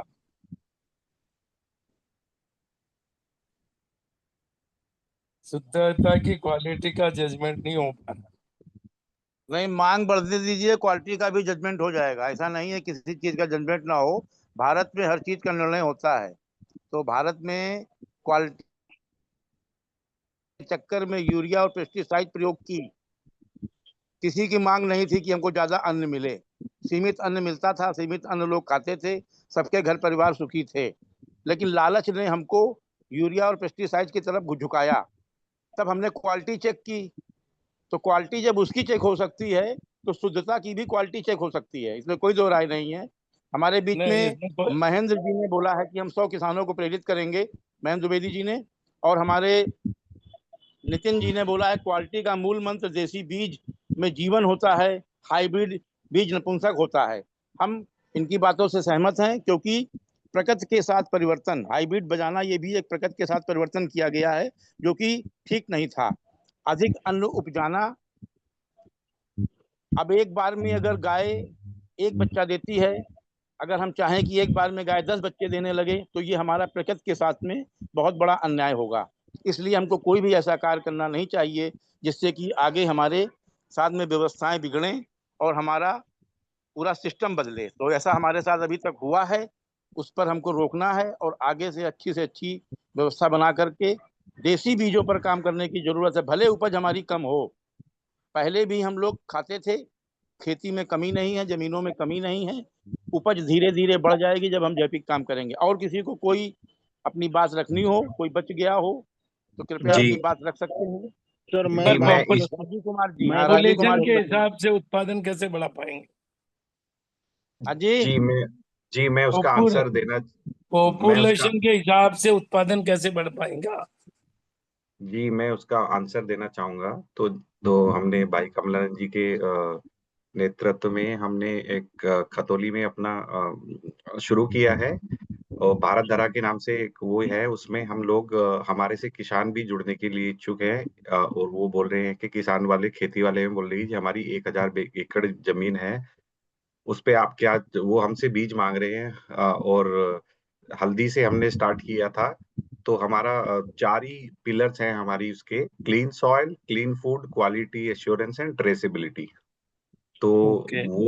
वो काम हम करेंगे कि क्लीन सॉइल होगी, क्लीन फूड होगा, क्वालिटी एश्योरेंस होगी और ट्रेसेबिलिटी। तो वो खेतों से थाली तक शुद्धता का सफर, ये हमने शुरू कर दिया है। और उसमें अभी everything is in the air right now, क्योंकि काफी सारे प्रोसेस चल रहे हैं वहाँ पे। लेकिन हमसे किसान जुड़े हुए हैं, जो हमने ये प्रेरणा उनको दी है कि जैसे पंजाब के किसान भी अगर वो खुद उत्पादन करते हैं, लेकिन वो अपने खाने के लिए गेहूं मध्य प्रदेश से मंगाते हैं, क्योंकि वो रासायनिक फ्री है। तो हम लोगों ने चेतना और वगैरह ये अभी शुरू कर दी है।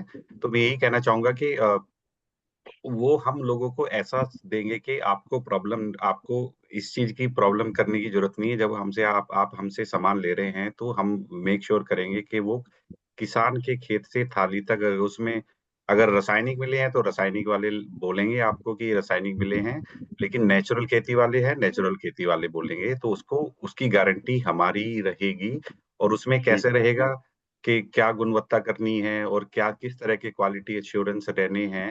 तो जो भी उत्पाद बेचे उसको लैब से पहले टेस्ट कराएं, रैंडम टेस्ट कराएं, और उसको एक अपना नैतिकता के हिसाब से अपनी, जो दुकानदार हमारे बेचेंगे उसमें रखें कि ये क्वालिटी है, इसका ये है, तो जिससे कि उपभोक्ता को मिल पाए कि।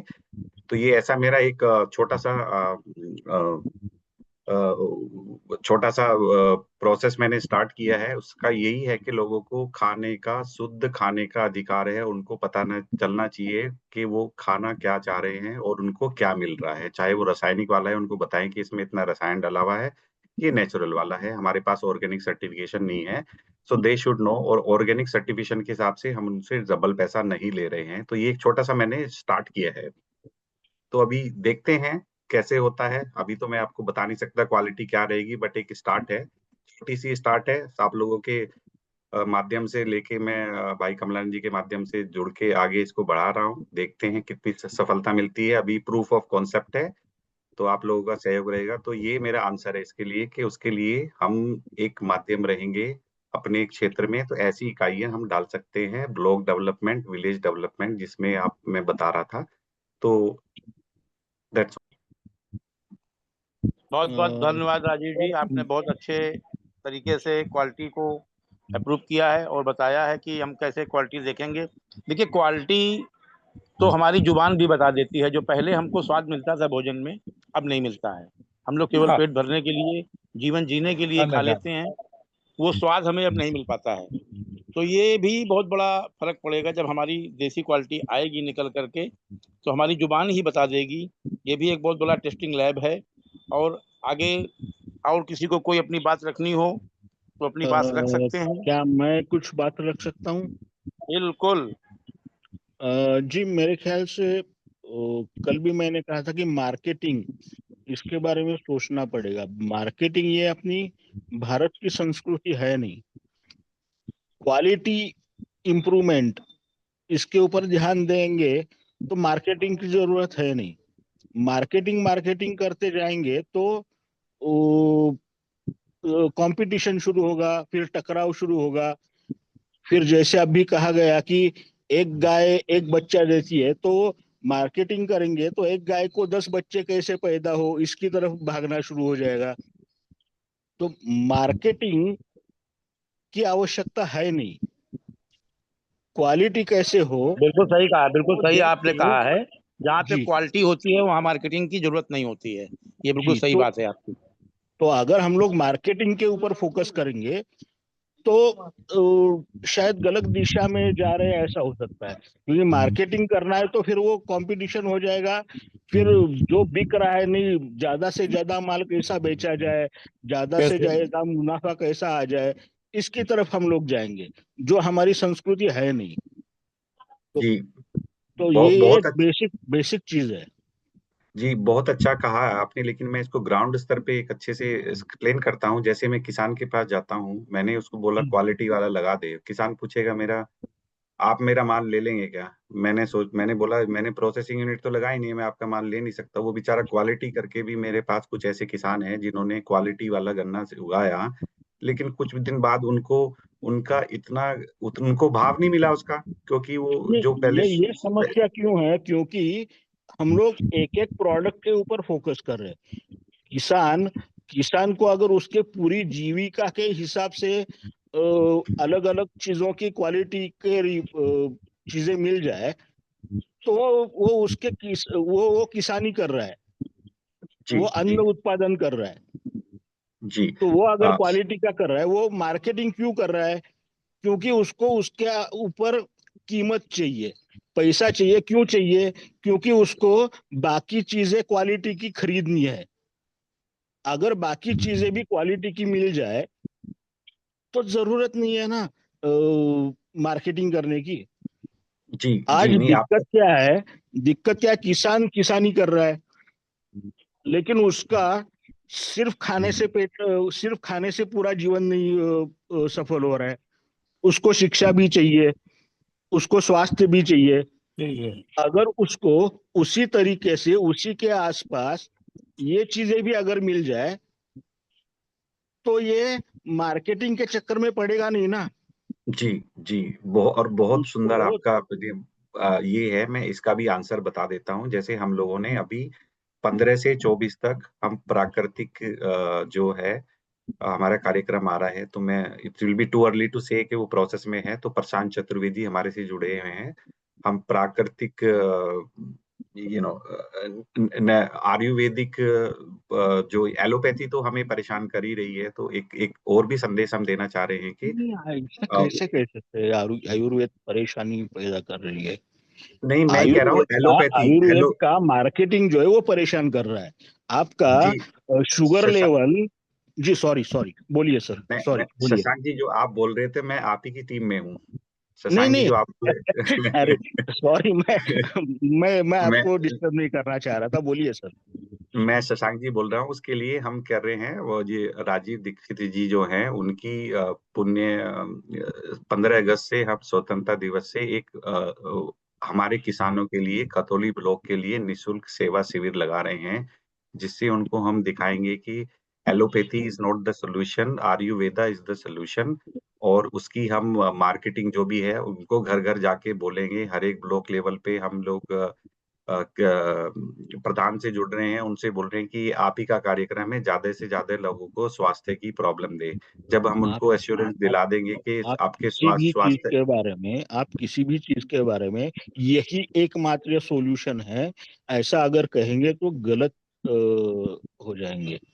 जी जी अलग नहीं अलग वो सही। सॉल्यूशंस अलग अलग चीजों के लिए हो बोलना सकते चाह हैं। रहा हूँ। और राजीव जी जो है, राजीव दीक्षित जी म, म, स- चलिए मेरे मैं साथ आप मिलर लोगों पे को घूम चुके आप लोगों की चर्चा को रोक करके राजा राम बंदे जी हैं। ब्रिगेडियर जी साहब से चाहता हूँ कुछ कहें, कुछ बोलना चाहते हैं हमारे ब्रिगेडियर साहब जी। जी जी बोलिए सर। क्वालिटी को चेक करने के लिए हमारा अपना एक हमारे भारतीयता का एक बड़ा अच्छा सिस्टम है। और राजीव जी ये सिस्टम जो इंग्लिश मॉडल में है HACCP बोलते हैं, hazard analysis critical point identification. इसका सिस्टम ये है कि जहां भी गौशाला में आप प्रबंध से दूध दे रहे हैं या जहां से आप पानी ले रहे हैं और ये जहां से, ऐसा सब चल रहा है।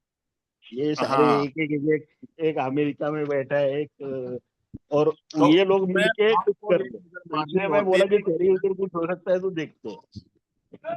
किस ढंग से दूध वहां बनाया जा रहा है, किस ढंग से वहां भोजन या सब्जी बनाई जा रही है, कहाँ से ये पानी का सोर्स है, वहां नजर मार के चेक करके एक वहां से करना है। फिर आपकी रसोई में या बीच में जो दूध वाला आ रहा है वो कहीं गड़बड़ तो नहीं कर रहा है, और लास्ट में आपकी रसोई है। ये हमारा पूरा सिस्टम है कि भाई कहाँ से दूध आ रहा है उसको एक नजर मार लोगे, वो कैसे गाय को खिला रहा है, किस तरह रख रहा है, क्या कहाँ सब्जियां पैदा हो रही है, वो गंदे नाले के पानी से हो रही है या क्या हो रही है, यूरिया डाला जा रहा है या नहीं डाला। जैसे आपने खुद ही कहा कि हम मध्य प्रदेश इसलिए मंगा रहे हैं कि वहां जहर नहीं डाला जा रहा है। तो एक नजर का पता कर लिया जाए तो इससे जो खरीदने वाला है उसको भी सेटिस्फेक्शन हो जाएगा और बेचने वाले को भी वो अपना इस तरह से करने लगेगा जब ठीक दाम मिलेंगे। जी धन्यवाद। जी जी बहुत बहुत बहुत बहुत सुंदर। धन्यवाद जी आपका। अब हम चाहते हैं कि हमारे बीच में श्री भाई जी हैं, वो अपना आखिरी में वक्तव्य रख करके हम अपनी इस मीटिंग को वाइंड अप की ओर ले जाएंगे। श्री भाई जी हमारे जो दिल्ली से हैं, अपनी बात को हमारे बीच में रखें कि इस मीटिंग में उन्होंने क्या पाया और आगे हम लोगों को मार्गदर्शन करें। श्री भाई जी हमारी बात को सुन रहे हो? हाँ जी। थैंक यू प्रेम आनंद जी। ये घूम फिर के सब कुछ जन जागरण या कॉन्शियसनेस रेजिंग पे आ रहा है। सबसे पहले हम लोगों को अपने आप में ही बैठ के अपनी कॉन्शियसनेस को देखनी है, इसको अपलिफ्ट करनी है, और साथ साथ में जिसके साथ भी हमारा संसर्ग बन रहा है, चाहे वो किसान हो, विद्यार्थी हो, पूरे समाज में जन जागरण। जब तक कॉन्शियसनेस अपलिफ्ट नहीं करेंगे तब तक छोटी छोटी चीजों में हम लोग फंसे रहेंगे। कहाँ पैसा ज्यादा मिलता है, कैसे पैसा ज्यादा मिलता है, और जो हम पैसा कमा रहे हैं वो दूसरी जगह छेद है। जैसे शशांक जी बोल रहे थे कि हमारी शिक्षा व्यवस्था है, हमारी स्वास्थ्य व्यवस्था है, हमारी न्याय व्यवस्था है, हमारी सरकारी व्यवस्था है, हर जगह छेद है। हम कितना भी पैसा इकट्ठा करेंगे वो छेद की तरफ से जाता रहेगा। हमारी कॉन्शियसनेस ही है जो एक कवच बना सकती है कि हमारा छेद बंद हो और हम अधिक से अधिक एबंडेंस में जी सकें। Thank you. आपका बहुत बहुत धन्यवाद। अब आप सभी लोगों से हम चाहेंगे कि हमारे पास केवल 3 मिनट बचे हैं। 3 मिनट में, क्योंकि श्री जी ने अपनी बात बहुत जल्दी खत्म कर दी, तो समय से अपनी सभा का समापन भी होना चाहिए। अगर किसी का कोई वक्तव्य रह गया हो तो आप कह सकते हैं। सुबह की मीटिंग में 5:15 बजे आप सभी लोगों का स्वागत है। 5:15 बजे जो भी भाई बंधु योगा और ध्यान के माध्यम से अपने जीवन को सुखमय जीवन में परिवर्तित करना चाहते हैं, अपने जीवन में प्रेम की वर्षा करना चाहते हैं, तो आप सभी लोगों का स्वागत है। अगर किसी का कोई बोल वचन बाकी रह गया हो तो अपनी बात रख सकते हैं। नहीं तो मीटिंग को वाइंड अप किया जाए, जो आपका आदेश। अभिषेक जी।